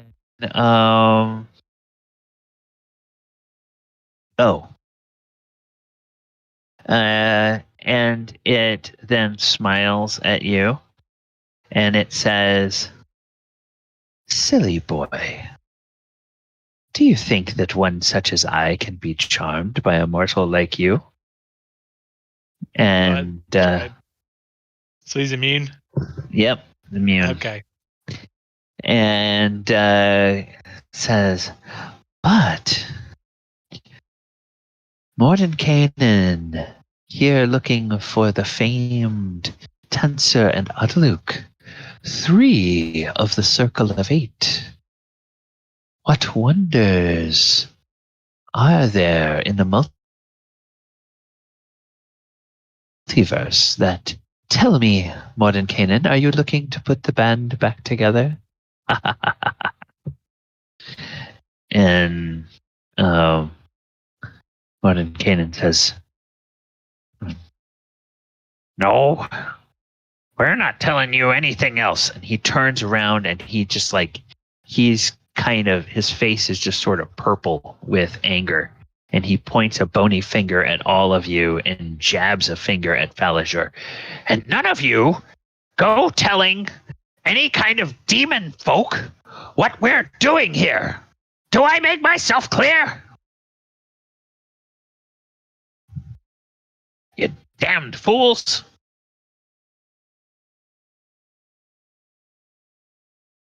I'm confused. What's demon folk? I'm waiting for Faerun to slap him.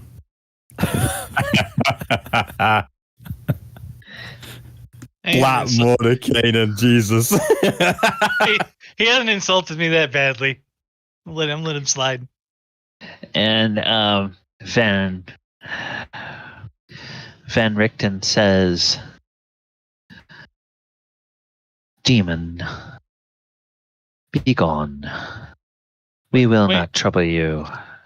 Do not trouble us." All right. I got a cleric background. I know about demons and shit. What do I know about Arcanaloths, if anything? Anybody who wants to can make either an Arcana check or a Nature check to see what you know about. Do I get advantage because I'm a clergy, or no? No. Damn. But you do have a Mulek in the party. Nat 20. Well, you have a Mulek, you have a Faerun, and you have a Thalador in the party. And we are going to find out what you all know about Arcanaloths after we take our break. Because I realize an 18 have made it? An 18, yeah, you'll know some. You won't know quite as much as the rest of them, but you will know some. All right, we're going to go ahead and take a break now. We're going to go for about 10 minutes. We will be back. Chat, thank you guys for hanging out with us. Commodore, Wolfenstein, Amish, so glad, and the rest of you, so glad to see you here in the chat room. I'm going to put the music on. I am going to bring the slate up, and then I will mute myself while we are on our break.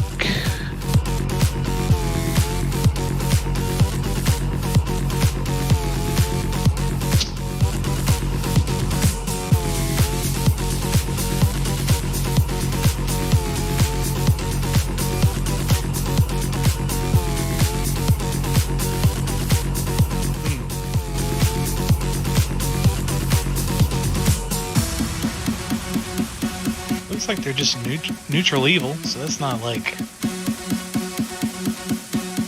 bad as I thought. I know, that smile when that deal was offered told me a few things. Maybe we should know what this deal is. I was about to say, suggestion really worked out really well again this time. Except Happen C. Doesn't say they're immune to charm, but I guess this one is. If it goes toe to toe with Mordecainan and Van Richten, it's probably got all sorts of fun things. It's a challenge rating of 12. It's pretty. I guess that's pretty good, right? Yeah, that's pretty high. Also, it might be a unique one for Curse of Strahd, in all fairness. Looks like they came out there.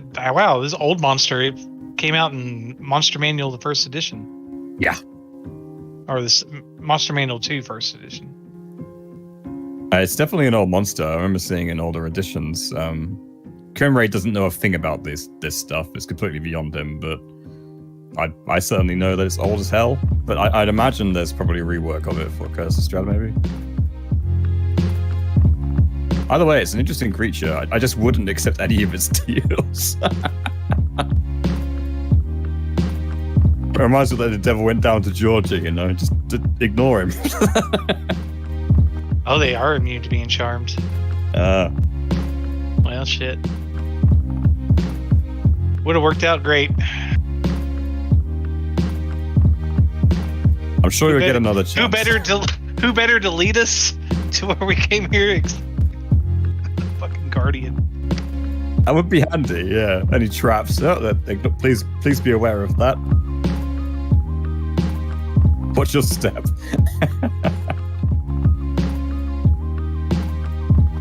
Bless. Finger of Death. Cast that at 7th level. Yep. It's got Mind Blank. Holy shit. I have no doubt in my mind it could kill us all. Nah, we'd fuck him up. But if Mordecai and another guy went here, probably it would give us a difficult task for sure. Finger of Death could kill any of us in one blast, so. Well, yeah, if you got it off. True. Very true. Belle would just eat it. 2? Just bat it around until it dies. No? I'll have to chuck some catnip on it. That's what I have to do. Get it, boy. Get it. Throw cobalt bone on its head? Oh, it's a dead soul. I don't know. I just wouldn't mess with it.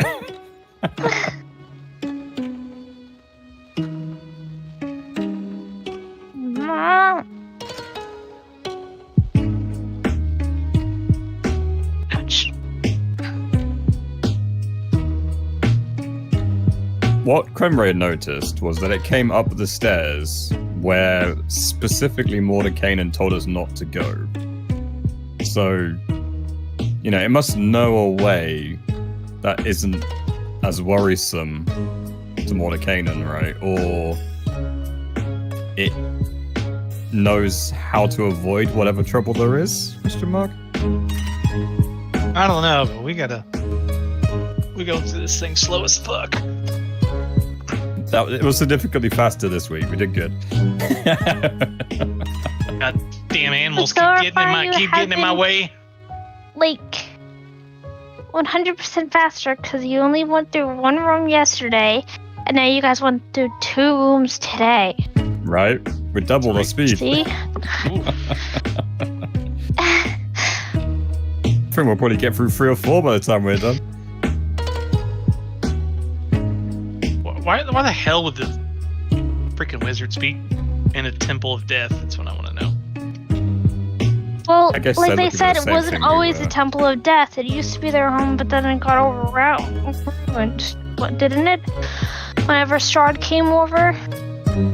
I think separating player knowledge from character knowledge, yeah, I think this used to be a good wizard place, and then they got fucking corrupted by the... Jordan Kingdom told you guys, 2 sessions ago or something. Okay. Conrad wouldn't remember that, though. What did he say? That there used to be a temple, and it was like a prison for evil things or something, and then it took over, or what? I don't remember. Does anybody remember? I remember my fucking name. Our character, yes, but Conrad doesn't, so I don't know shit. Sorry. Okay, well, out of character, what did he say? Out of character, they used to live here. The black stuff was embedded here when they took it over initially. So it's when Strahd came here and other evil creatures came here initially. So they came with him, and then they offered him power when he was here. Oh. It's like an evil cult kind of situation. Great. Yeah, very bad. Wouldn't trust this thing. Also, that moving black darkness we saw in those sarcophagi, yeah, that's bad news. I think this whole place is just a bunch of fucking darkness and undead shit. Sarcophagus is filled with darkness that moves. Exactly why I didn't want to come here. But we kind of have to. We've got to find these people, and we've got to find what's in here, right? Because it will lead us, hopefully. It'll help you guys possibly. Way to kill Strahd. Hello, darkness, my old friend. This darkness isn't your friend. Well, it might be. Maybe we could talk to the darkness. I don't know. I mean, I know, but Crenray doesn't. That's a funny joke. I just blew a 3rd level spell. That was unfortunate. Well, here's the kicker. Bring attack the darkness. I wonder, Gally, did the new Van Richten's Guide to Ravenloft affect the Curse of Strahd module? Officially, no. But what I was happy to see is I was happy to see that if it didn't outright say so, it sort of confirmed a few inferences that I had made about Van Richten and the way I was planning on playing him when you got to this point. So it sort of fed into the lore I had created for Van Richten. And for the viewers, this is we are playing through the Curse of Strahd portion of the game right now. So through the Curse of Strahd storyline, and all of these locations and creatures are things that you find in Curse of Strahd, but I am mixing with them some of my favorite lore about some of these creatures and characters, and also some lore that I created specifically for this campaign for some of these characters that really does not show up in the official Curse of Strahd campaign. So this is a different and unique version of the Curse of Strahd storyline, but all of these locations are locations that you can go to and you can explore when you do play through the Curse of Strahd. I am loving the additions, by the way, as someone who has played through Curse of Strahd. It's great. Good. Yeah, this module or this adventure has a lot of replayability just on its own because of the different ways things can go and the different areas you can get to. There's no way you can explore all of Barovia in one, if you're trying to play through and get to the end of the story, you will probably only touch about 25 or 30% of Barovia at the most. You won't get to all of it. All right, so I am going to go ahead and I am going to turn the music down, and I am going to bring us back to the map. And when we last saw our heroes, there was a cat somewhere. Sorry. That was... oh, that's Chipsy. Desarius, knock it up. Yeah, she's back in heat now. Oh, no. Okay.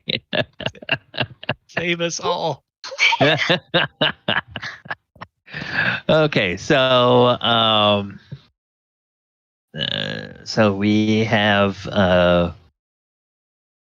when we last left our heroes, Van Richten and Mordenkainen were trying to convince this demonic creature that it should leave well enough alone if it does not want to suffer the wrath of two rather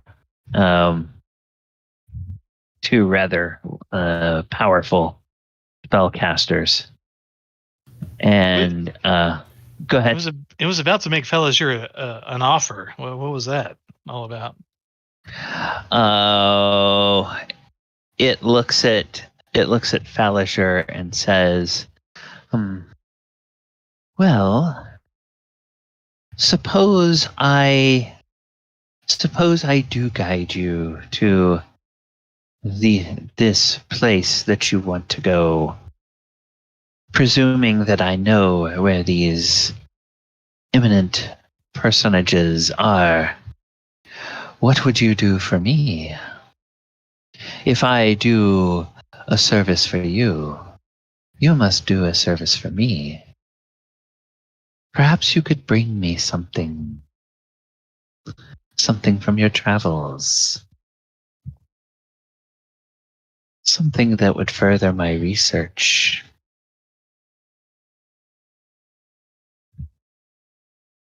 I'm sure you would like to do that, wouldn't you?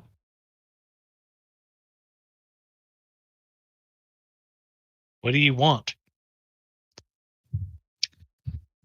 Oh, a bauble. A mere token. And Van Richten grabs Falliger by the arm and says, "Do not listen to it. They crave powerful treasure. If it makes a deal with you, it could compel you to fulfill that deal. It would certainly try to send you into some place that would surely kill you to bring it an item of great power or value." Yeah, I know what I'm getting into here. Speak plainly, fiend. What do you wish in exchange for a deal, if I even consider it?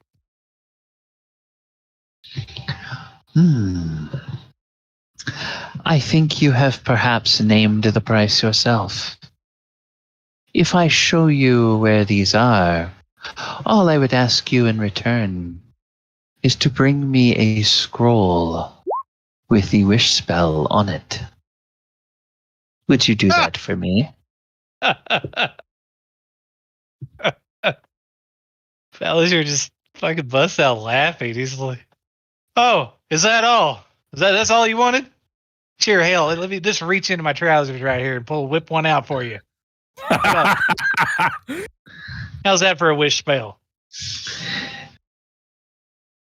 And we rolled to see what we know about Arcanaloths before the break. So yes, you did.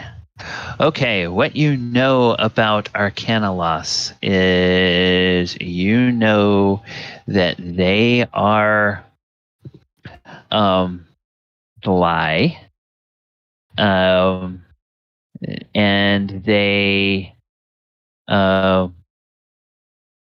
try to gain the trust of creatures with whom they negotiate, and they like to create contracts and records, and they crave above all the accumulation of magical knowledge and magical treasure. And they demand, or what they try to gain is they try to gain these items so that they can in turn trade those for even more valuable information and even more valuable treasure. So basically, those of you who got a 20 and above would know that anything that it asks you for is probably something that it would want to try to use to make a bargain with a more powerful entity. And of course, a more powerful entity that could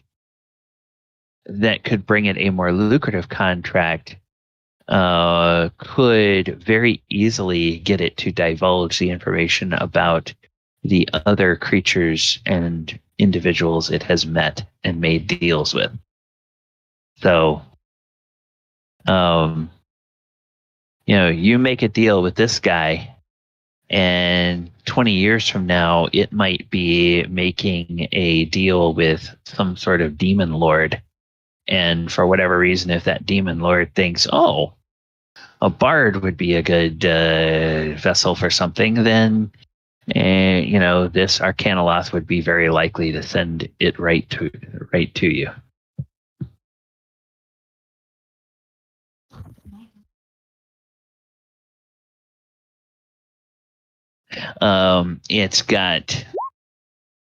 It's a powerful spellcaster. You guys know it can cast up to 8th level spells. And it is able to, of its own accord, travel between different planes of existence. Pretty cool.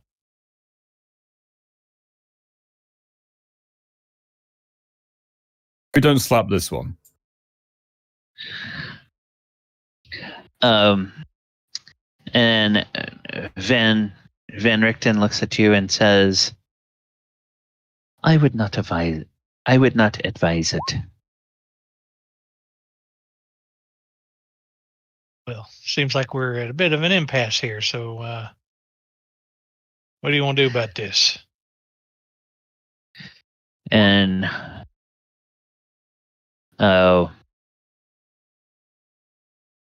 Mordenkainen says, Creature, I can get you a wish spell on a scroll, if that's what you desire. But if you want it, you must tell me something in exchange. And the Arcanaloth looks at Mordenkainen and smiles and says, Oh, the great Mordenkainen, an opportunity to do a service for you would be an honor. What would you wish for? And Mordenkainen says, what do you know of the true guardians of this place? Tell me truly. I will know if you lie to me. And if you are truthful, I will bring you what you have asked for. And all the this is going on, Thal'dor knowing what he knows is writing up a contract as all this is going on, so that the Arcanaloths can't get out of the deal. Okay. And the Arcanaloth sees you scribbling at something and seems a bit distracted from what Mordenkainen says, and says to Mordenkainen, before I answer, what is he writing? And nods towards you. And I look over at Mordenkainen and I'm saying, I want to make sure this deal is legit. So I'm writing down a contract for the fact that he has to be truthful. It's in the contract, or the deal is off.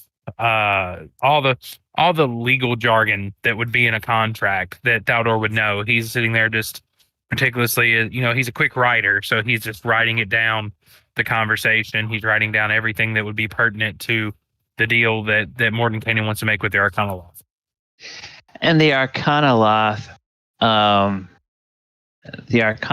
smiles and reaches out a hand towards Thal'dor,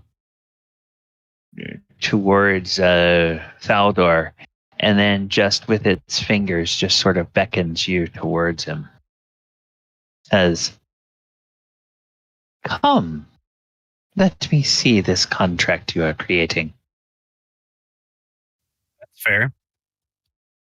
I'll lay it on the ground. I mean, is he standing up on two legs, or is he just sitting? He's standing up. Okay. He's standing upright. Then I present it in front of him. And go ahead and make me a... Well, you're using your knowledge of this. Go ahead and make me an intelligence check with advantage, because you have this... Or do you have some sort of feature that pertains to your creation of contracts? Let's see. Features. If there's like a mechanical skill or feature related to your contracts, I'll let you use that. If not, Master of Intrigue. You gain proficiency with forgery, disguise. So intrigue and tactics. I mean, I would know. And then okay, but you're not trying to forge something. You're trying to make a legitimate contract. So I don't know that would count. I mean, I do have a really high intelligence though. So Yeah. 7. So go ahead and make an intelligence check with advantage, and I'll let you add your proficiency to the roll. Dirty 20 for the first one. And 15. Okay, and what is your proficient? Yeah, what is your proficiency at this level? Plus, where's that at? Plus 3. Plus 3. So that would be a 23. And the Arcanaloth. I think it's already added in there. 17 plus 3. Oh, okay. Okay, yeah. All right. So 20. Then the Arcanaloth looks at that and says, No. Looks at that contract and looks at Mordenkainen and says, this one is pretty good. And then it turns to Thaldor and says, how much is he paying you? I'll double it if you come work for me. You have a real future.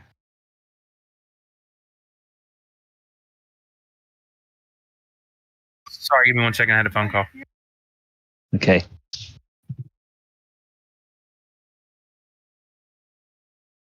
Okay, for anybody else, this creature seems to be making an offer to Thaldor. What would the rest of you do?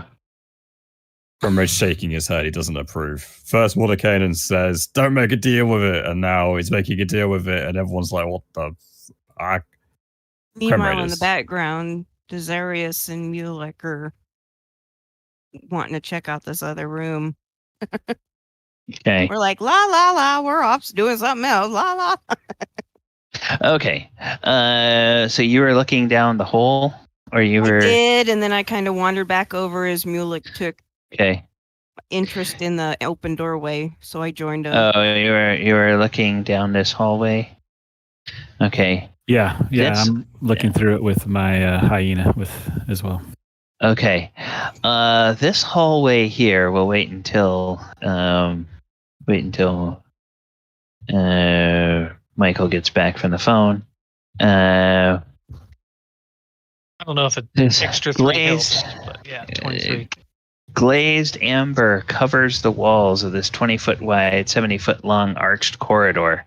The amber doors at both ends of the hall stand open. A closed door is in the middle of the east wall, and 3 arrow slits are cut into the wall across from it. Cracks in the black marble floor run the length of the hall.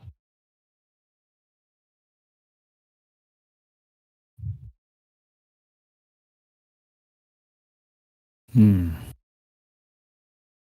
kind of look up at Mulek and Chuff. Kind of like... Yeah, does it look brittle? Like, does it? Can we tell how thick the floor is?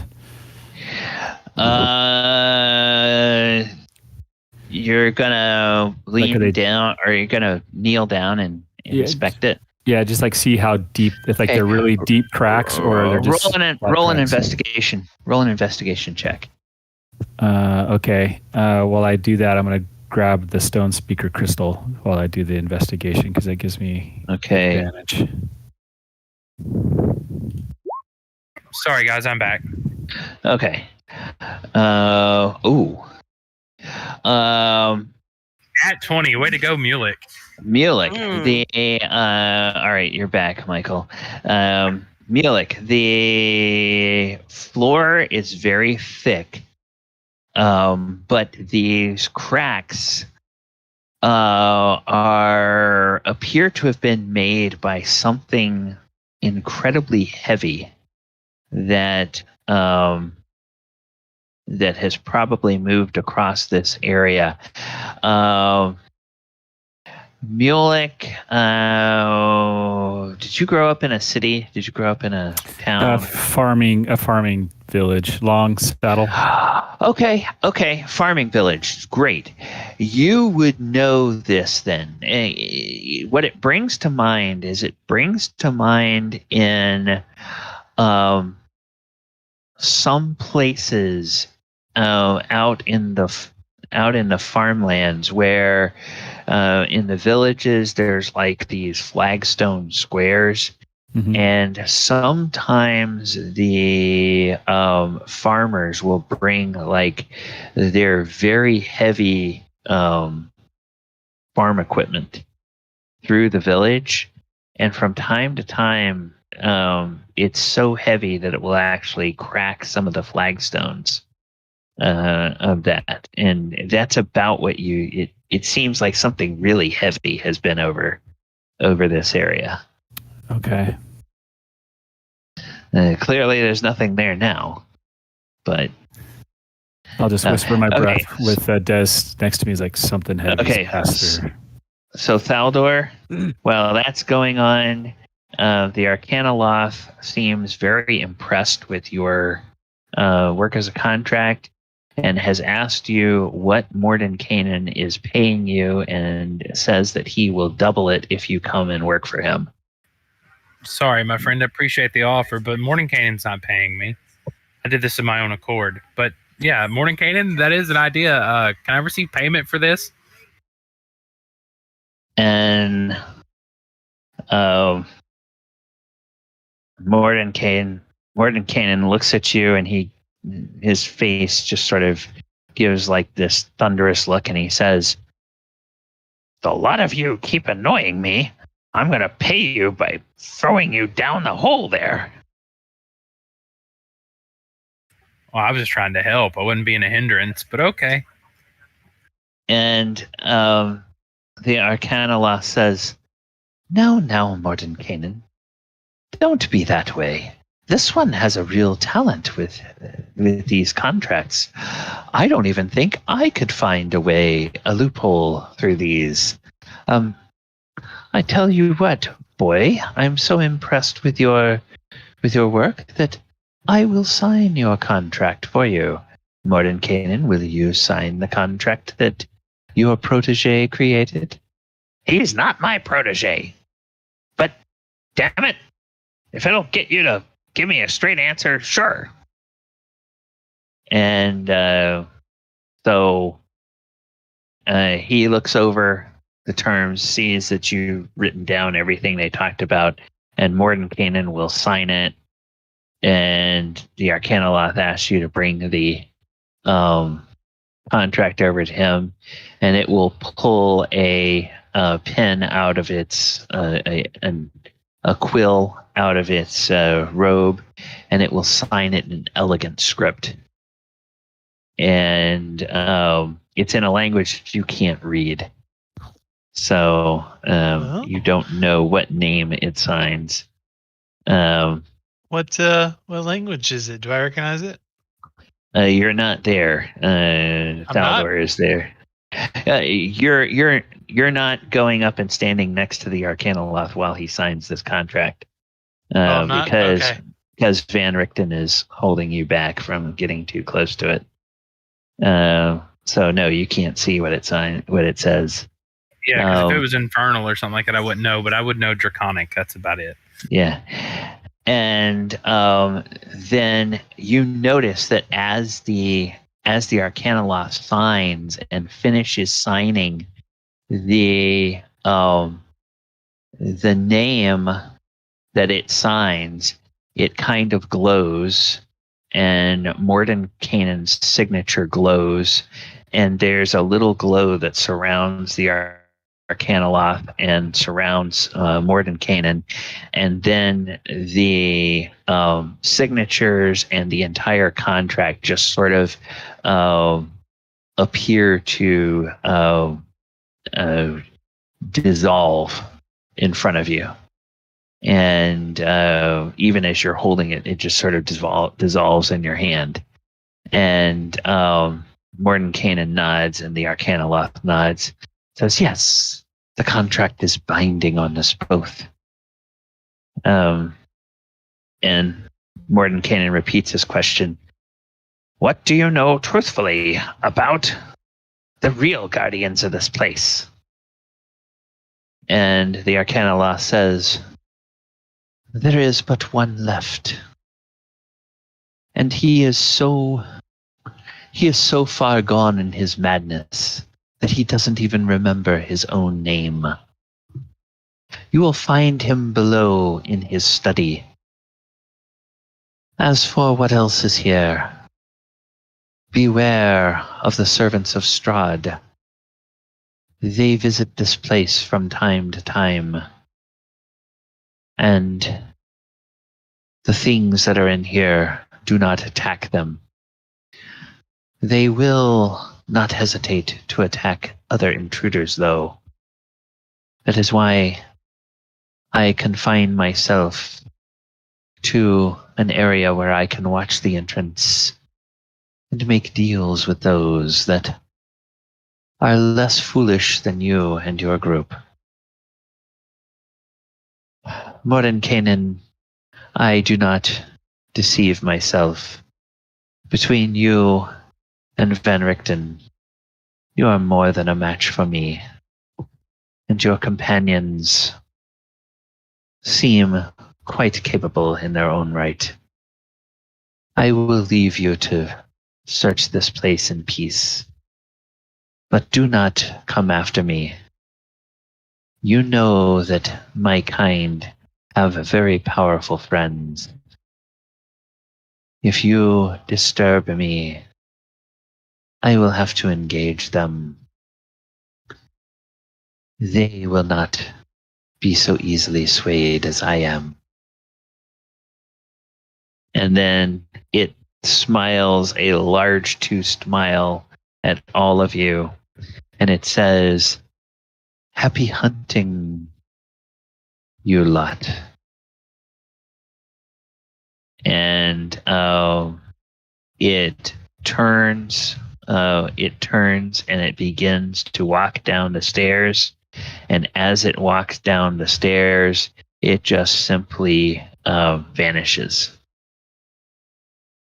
And there's not a flash of light, and you don't hear any footsteps.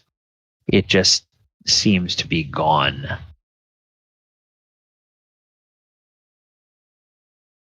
Well, that was interesting. And then Mordenkainen says, he looks at Faliger and he looks at Daldor and he says, "You meddling kids are going to get yourselves killed. Now, come on. I think what we're looking for is down that hole. Let's go take a look again." And he comes over and he looks down in the hole. He casts another spell, and he just kind of floats about an inch off of the floor. And he goes down in the hole a few feet, and he looks back up at you all, and he says, "When you follow me down, make me one promise. Do not touch anything in this room. Do you understand? Yes, sir. Not even my magic can protect you if you are stupid enough to touch something in this room. It will be a temptation. I can guarantee it. But do not touch anything, or I swear I will make you dread the day that your father first saw your mother." Well, my dad's dead, but that's okay. Crinraid, on this instance, buddy, keep hold of your hilt of your sunblade. Don't let go. Don't touch anything. You couldn't pay me to touch anything in this frickin' weird place. Fair. How deep is the hole? Do I need to put like a rope down with a pitton or something so we can climb down? Yeah, you can tell that the hole itself is about goes through about 10 feet of rock, and then it opens up into a chamber that is about a room that's about 10 feet tall, that has a 10-foot ceiling. So it's 20 feet from the floor here to the floor below you. Okay, so I asked Crendery, wait, no, Falliger's got the big hammer. Falliger, hey, I'm going to put this pitton in here. Can you hammer this into this marble floor for me? Sure, no problem. Yeah, you guys can easily set a piton, and he will Mordenkainen will go down, and he seems to be satisfied, and then he holds his staff up. When he gets out from underneath the hole, he holds his staff up, and he sort of looks around, and he then looks back up, and he smiles at you all, and he says, I can tell they're close. We're going the right way. Come along. And yeah, we're coming. We all just can't float down like you. It's okay. I mean, Mulek might be able to, but I don't think the rest of us can. I'll stay up top and make sure everybody's down safely. I'll get down there first, next to, like, in the room to spot it out. Okay. Whoops. And there would be no easy way for the hyena to get down there, right? There would not be an easy way for the hyena to get down there, no. So I'll, for now, I'll just tell Maverick to stand guard up here while we go down. Is there enough room for me to get down there? Yes, there's enough room for you to get down there. There's enough room for you to get down there, but it's going to be a very tight fit for you all when you get into this place. I am going to grab your tokens, and I am going to bring them to this level. Let me. Well, if the tiger can get down there, the hyena would be able to get down there, right? Okay. Well, it's a 20-foot drop. It's a 20-foot drop. So actually, Des, you would have to change back into your humanoid self to get down. So you could not go down as an animal. Because there's no way for the tiger to grab onto a rope, and without that, you would take 20 feet of falling damage, which at your hit points would probably knock you out of that form and back into your own form anyway. Okay. So, yeah. Right, well, I changed back. I just get some kind of like. They don't get the ability to climb ropes. No. That is mules. Mules get the ability to climb ropes. Yeah, but cats always land on their legs. Yeah, even if their legs break as they land. Yeah, they'll still take falling damage. Okay, so I'm going to try to put you guys in here where you're not on top of these. Not on top of these things. Okay. All right. So, let me move. Oh, yeah, there we are. Yeah, so we're right here. While we're coming down, I'm telling the others that hallway leading out of that room was the floor was very cracked, as if something very heavy had gone down that hallway previously. So it's probably a good thing we bypassed that hallway. But let's hope whatever created those cracks we don't find down here. Probably some gigantic ass boulder or something trap. Yeah, and Mordenkainen says, when you guys all get down there, he will point at the three amber sarcophagi, and he says,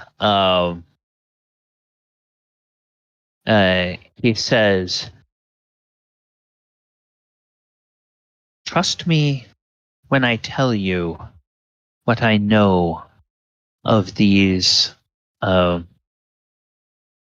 the entities that are entombed here." And as he speaks, you can see that Van Richten pulls out his ancient holy symbol of Lathander, and he's holding his holy symbol, and he's just kind of mumbling to himself as though he is, trying to say prayers, of protection or something like that. It doesn't seem like he's casting a spell. He's just like sort of going through a catechism of prayers while Mordenkainen speaks. He says, "The darkness that you see inside each block of ember is the vestige of a dead and hateful god, a shard of pure evil that still holds shreds of sentience and awareness. It cannot be harmed or controlled, but it can try to reach your mind and tempt you with a gift. Do not be tempted.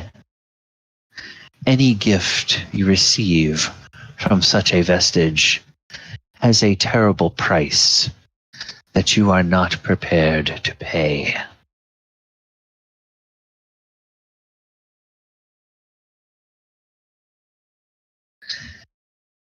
And you look with the nat 20s tonight. Okay, so what are you doing? That was an old nat 20. No, I'm just starting to ritually cast detect magic. So over the next 10 minutes, I'm in my own zone, just kind of. Okay. Yeah. And then Mordenkainen says, "It looks like the only way out is to the north. Are we ready?" Yep, let's get a move Pretty on. good to go, yeah. Is the screen supposed to be all white? I see us in a room and everything is black going north. So. Okay, so hang on. Gray. Are you zoom? Go down. Scroll down. I zoomed all the way out. I'm reloading. Okay. I'll do the same. Yeah, the top part of the screen's gray, and then if you scroll down. Yeah. The top part of the screen is gray. That's intentional. Reloading worked. Okay. So going to the north. Let us see. What is up here? Okay. As Mordenkainen opens the door, you see the walls and ceiling of a great hall are coated in amber that glistens like fresh honey. Dust covers the black marble floor. To the north, the hall has collapsed, leaving a wall of rubble. Many amber doors lead from this hall. Standing in front of the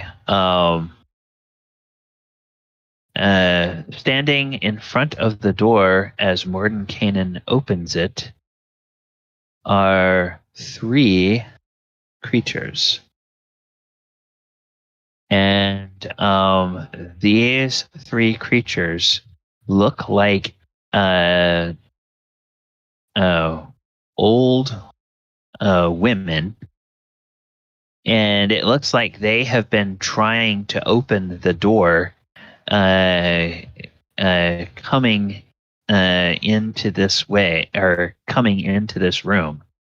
And they kind of are startled And then they take an even more startled step back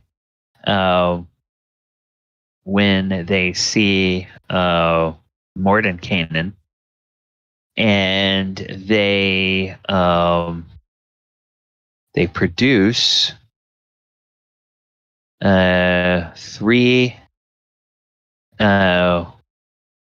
three brooms which hover next to them, and they point at Mordenkainen and they say, "Stay back, demon, or we'll attack." And Mordenkainen looks and says, "Well, who the devil are you?" And they will give their names as or actually one will start to give their names, and the other two will start to try to shush her up. But the one says, "My name is Valerica, and this is Vio," and one of them just claps her hand across the other one's shoulder. And the third one is like, No, demon. No questions from you. No questions from you." And "Stay back, or we'll have our brooms attack you." And Mordenkainen looks at Faerun and says, "Ah, they'll have their brooms attack us. How quaint." And he just simply waves his hand, and the three brooms just fall inanimate on the floor. And they all appear to go completely inert. And the three women are like, "No, demon, no, demon, no." And then Mordenkainen says, "Be gone, or I will send you back to the hells that you came from." And they're like, "No, no, no." And they just start running. And they run around the corner, and you can hear them screaming as they run away. And Mordenkainen looks at Faerun and says, "Well, that was easy." Yeah, surprisingly. After you. And he walks through here, and he says, "I sense them close."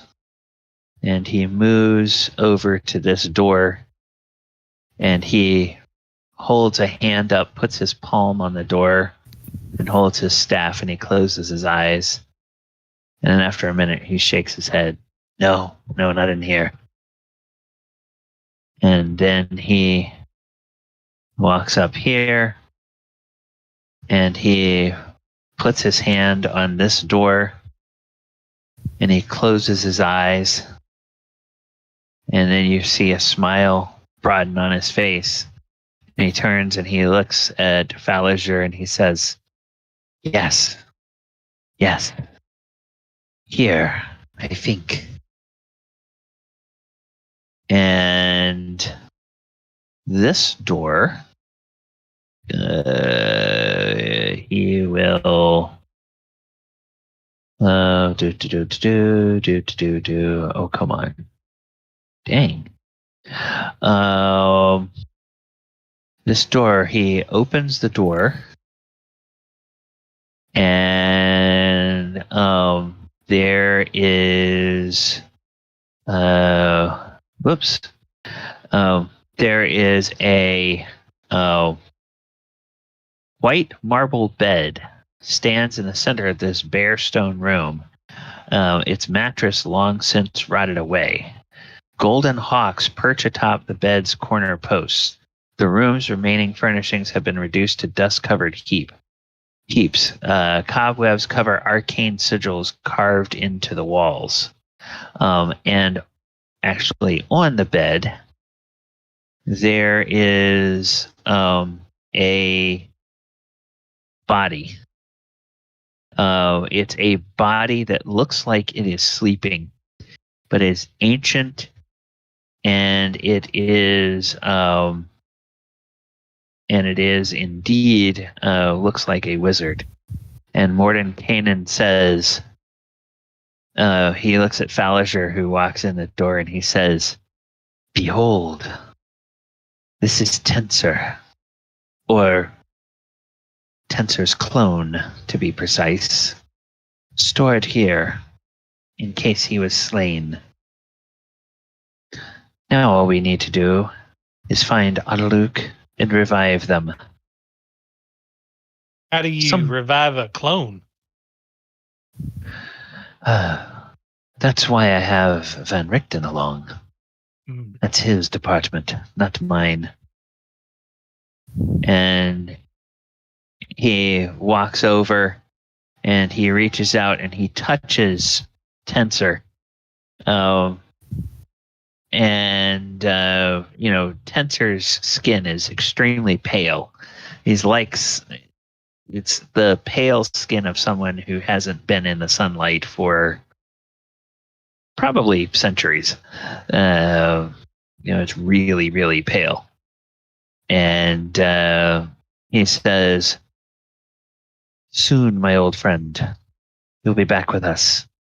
One of you keep a watch here. I must go find Otiluke." I gotcha.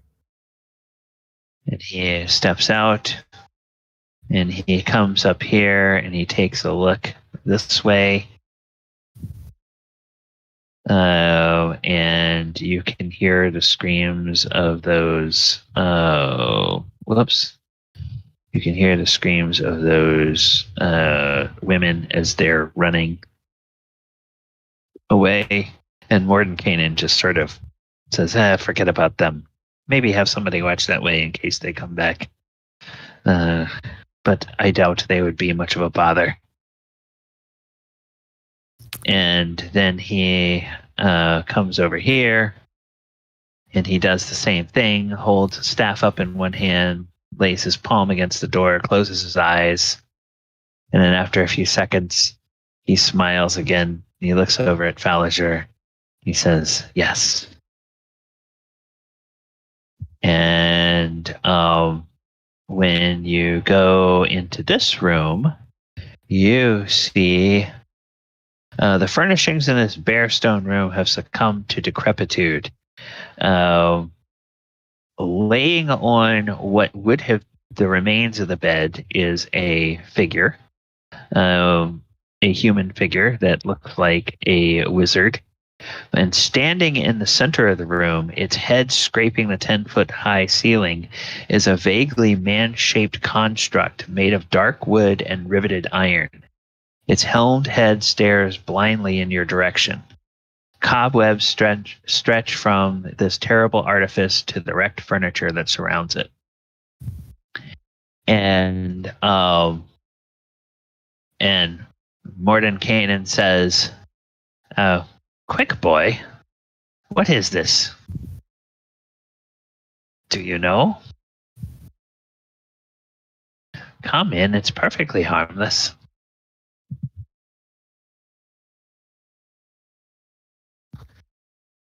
That's a fascinating looking construct. I'm not really sure what I'm looking at. And then Mordenkainen will poke his head out and yell down the hall, "What's taking the rest of you? Come on." Has my detect magic gone off yet? Has it been 10 minutes? No. And Van Richten says, "Mordenkainen, Mulek appears to be doing some kind of ritual." And Mordenkainen says, "Well, stop him, you damned fool. You shouldn't be doing anything like that." And so then you'll notice that Van Richten will step over to you, Mulek, and he will just start shaking you. Mulek, we don't have time for that. How much more time am I into? How much time am I into it? Oh, you're probably like 2 or 3 minutes into it. Oh, really? Like 10 minutes have already passed since I started. Okay. No. You're 2 or 3 minutes into the 10 minutes of casting. I know, but I started like in our time. I started 10 minutes ago. Oh, okay. Well, yeah. Our time is not game time. I know, but okay. All right. Okay. All right. So, 2 minutes later. 3 hours later. I figured you were walking, looking at all the rooms. That would have taken more time. All right. Oh, what is that? That looks interesting. And my artificer curiosity takes over. Yeah, so Falazur and Mulek and anybody else who wants to can make either an Arcana or an investigation check if you're gonna get right up close to it. See if you know what this is. I'll do an investigation holding the stone speaker crystal. Okay. Yeah, I have no idea. Oh my gosh! What? Oh boy! Ridiculous. I'm not even gonna bother. And this is like expertise. I'm in the other room currently. Yeah, and Mordenkainen shakes his head, looks at Des, and says, "They disappoint me sometimes." And he says, "This is a shield guardian. If you find the amulet that controls it, you can have it serve you. It's like it is a great thing for a wizard to have." And he steps over and he says, "Behold, this is my friend Otiluke, or a clone of his body." And he sees Van Richten and he says, "Van Richten, Tensor is in the next room. What order would you like to revive them in?" And Van Richten says, "It does not matter to me. It will take some time for the ritual to be completed." And let's see. Is Otiluke wearing an amulet? No. Okay. Fair question. Let's see. So Outer will look around the room for the amulet. Yeah. Let's just go okay. around the slower You floor guys can. for, You treasure. guys can do. You guys can do. Are you going to look around in these 2 rooms, or are you going to? I am. Go. You never know. I am. Okay. The way he says amulet, does that tell us like that's something that whoever controls this is wearing? Yep. Or but it's not something that powers it. That would be inside it. Okay. No. Then let's see. He says, Van Richten says, "It will take 2 hours and a lot of my energy to bring them both back, presuming that they wish to return." All right. Well, we'll give you all the time you need. We'll set up a watch. Okay. And so Van Richten says, "I suppose we could start with Otiluke." And Mordenkainen says, "Yes, that would be good." And then he looks at all of you and he seems to be more cheerful than you've seen him since you've met him. And he says, "Well, my friends, we've done it. We found them. A few hours from now, we'll have my 2 friends back to their bodies. Then after a long rest, we can make our plans for what we want to do. Perhaps we should explore the rest of this place and see what else it has to offer after they are revived." Sounds good to me. The more the merrier. Falazur goes down to the other room. Okay. Hey, Green Raid, We're taking a 2-hour break. Sit down, rest, get something to eat. I got to watch outside the door here. Can go for a smoke and a drink. That works for me. And Esmeralda says, I will keep watch here outside this door. At least the first watch. And she will look up the hallway that the 3 women ran.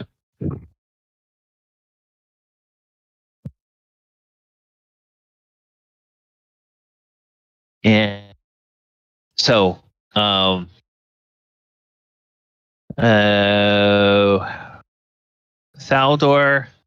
and Thaldor, go ahead and roll an investigation check if you haven't already. Oh, did you? No, you didn't.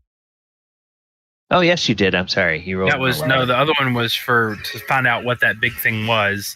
Oh, okay. This one is to actually search around, looking, see if I can find an amulet. Okay.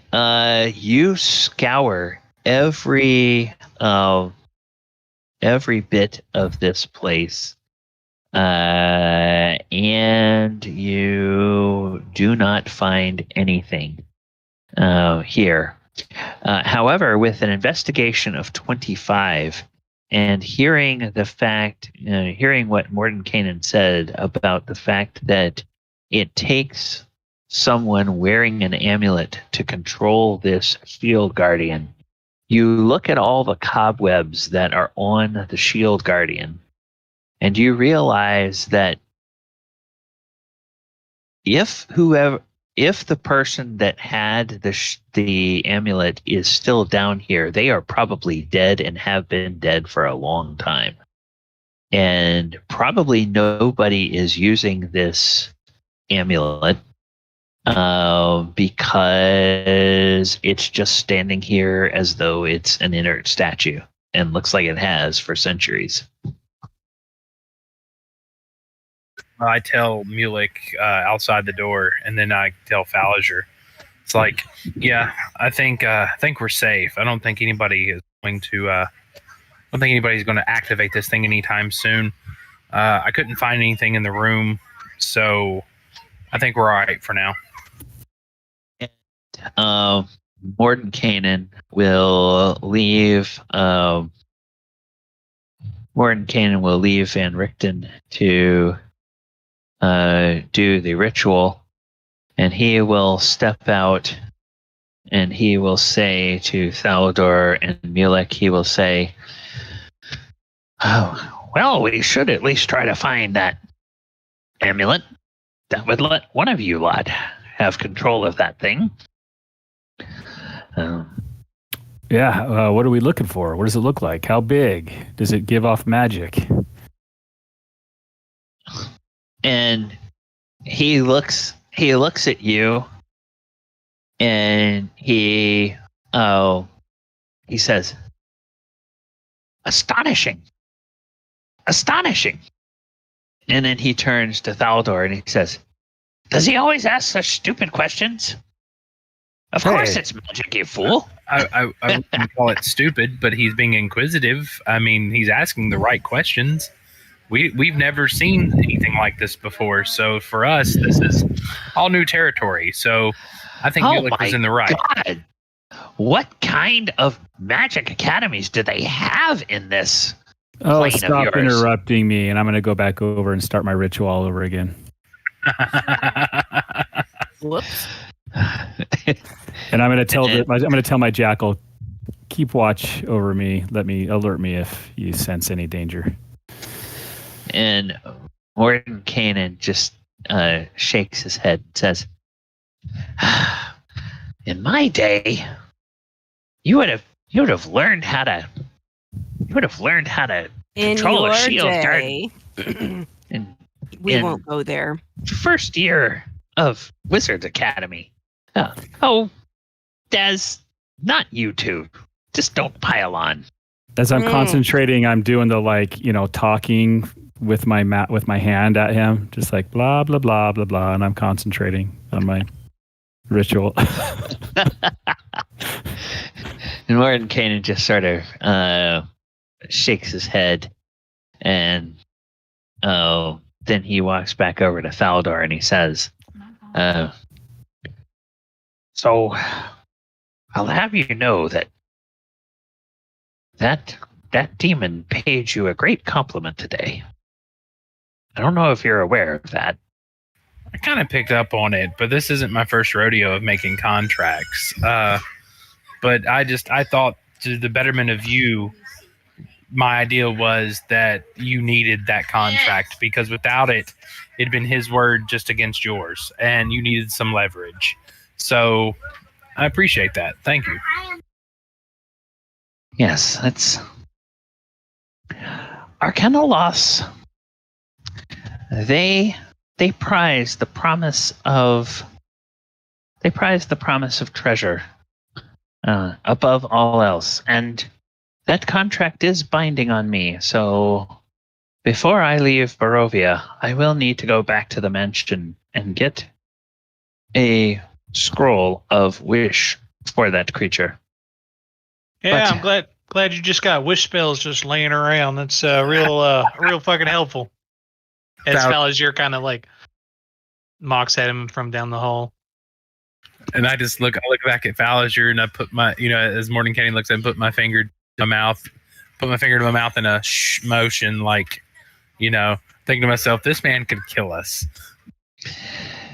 And Mordenkainen says, "Well, I'm sure when you have traveled to all the planes of the multiverse that I have, and you've accumulated 20 lifetimes worth of magical research, you probably will just have wish spells laying around too. I can't help it that I've managed to gain a lot.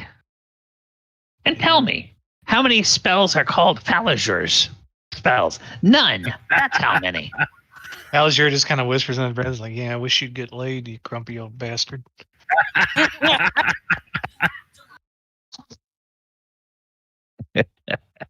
That's great. I'm sorry. That's phenomenal. And I look over at Mordenkainen and go, "Well, Mordenkainen and Falazir, I say, well, he's got a point, Falazir. I mean, there ain't no spells named after you or Mulek or anybody yet that I know of except this man. So I think he's got something going for him." He said, "And don't forget Otiluke and Tensor as well." Don't worry. They call me the young blood. We'll be all right. Well, I hope we will. At least you all are handy in a fight. I'll give you that much.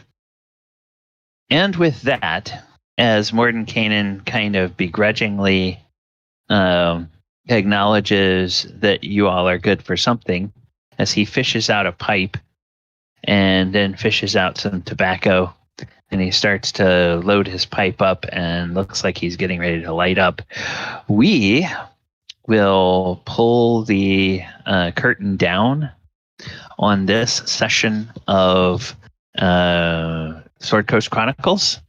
And we will be back next week, next Thursday, to see what happens when Van Richten finishes the ritual to resurrect Otiluke and resurrect Tensor, and see how much more exploration the party wants to do here, and what kind of plans they can make for dealing with Strahd.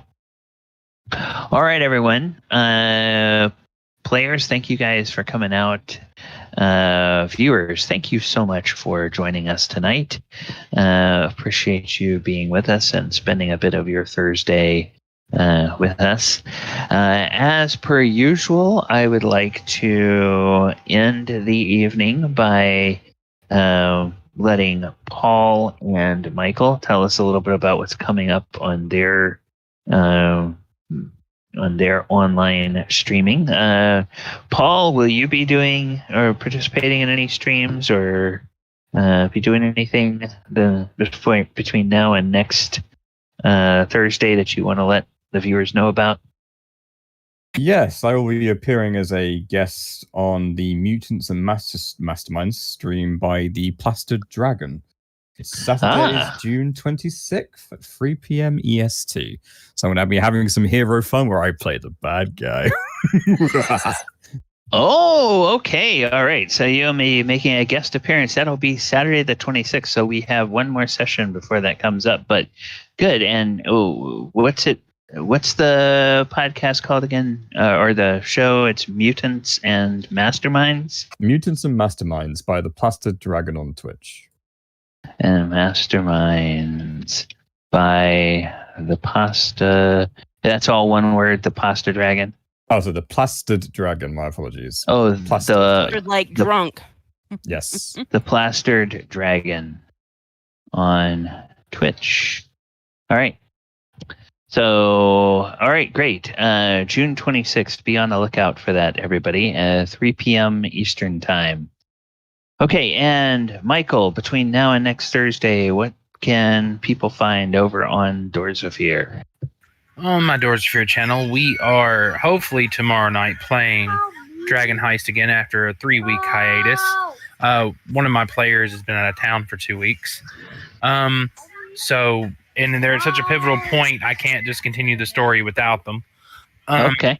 So we should be finishing that.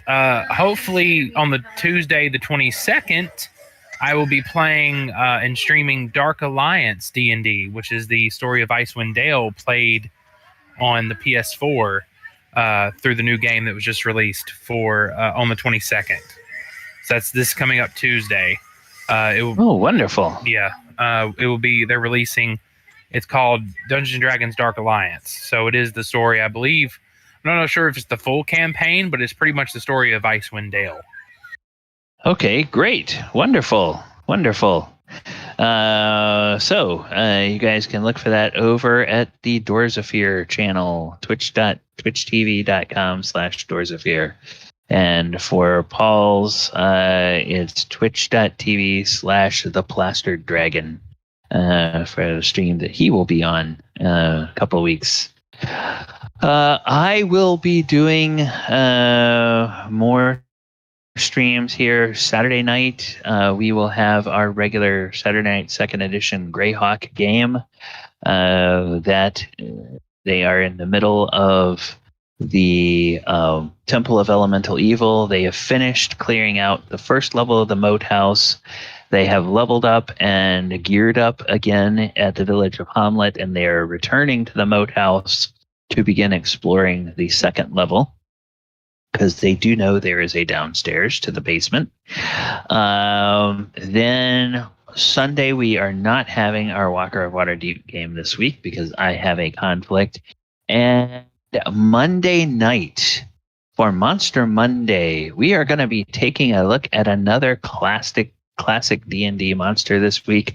We are going to be looking at the Hydra on Monday night and seeing how the Hydra has changed from original D&D all the way up through 5th edition, and all of the interesting things that you can do with a Hydra in your campaign.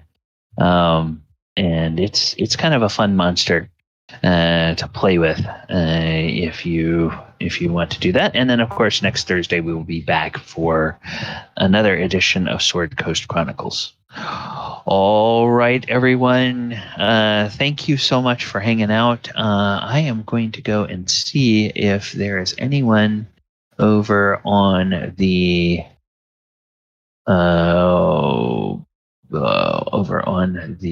Small Streamer Network that is streaming right now. And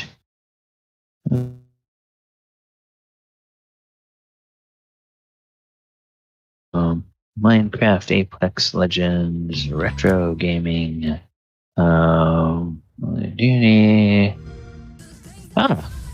here's one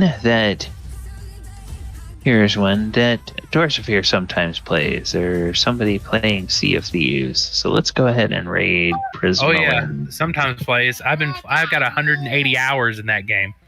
Oh wow. Yeah. So we'll raid Prismalin. Okay, everyone.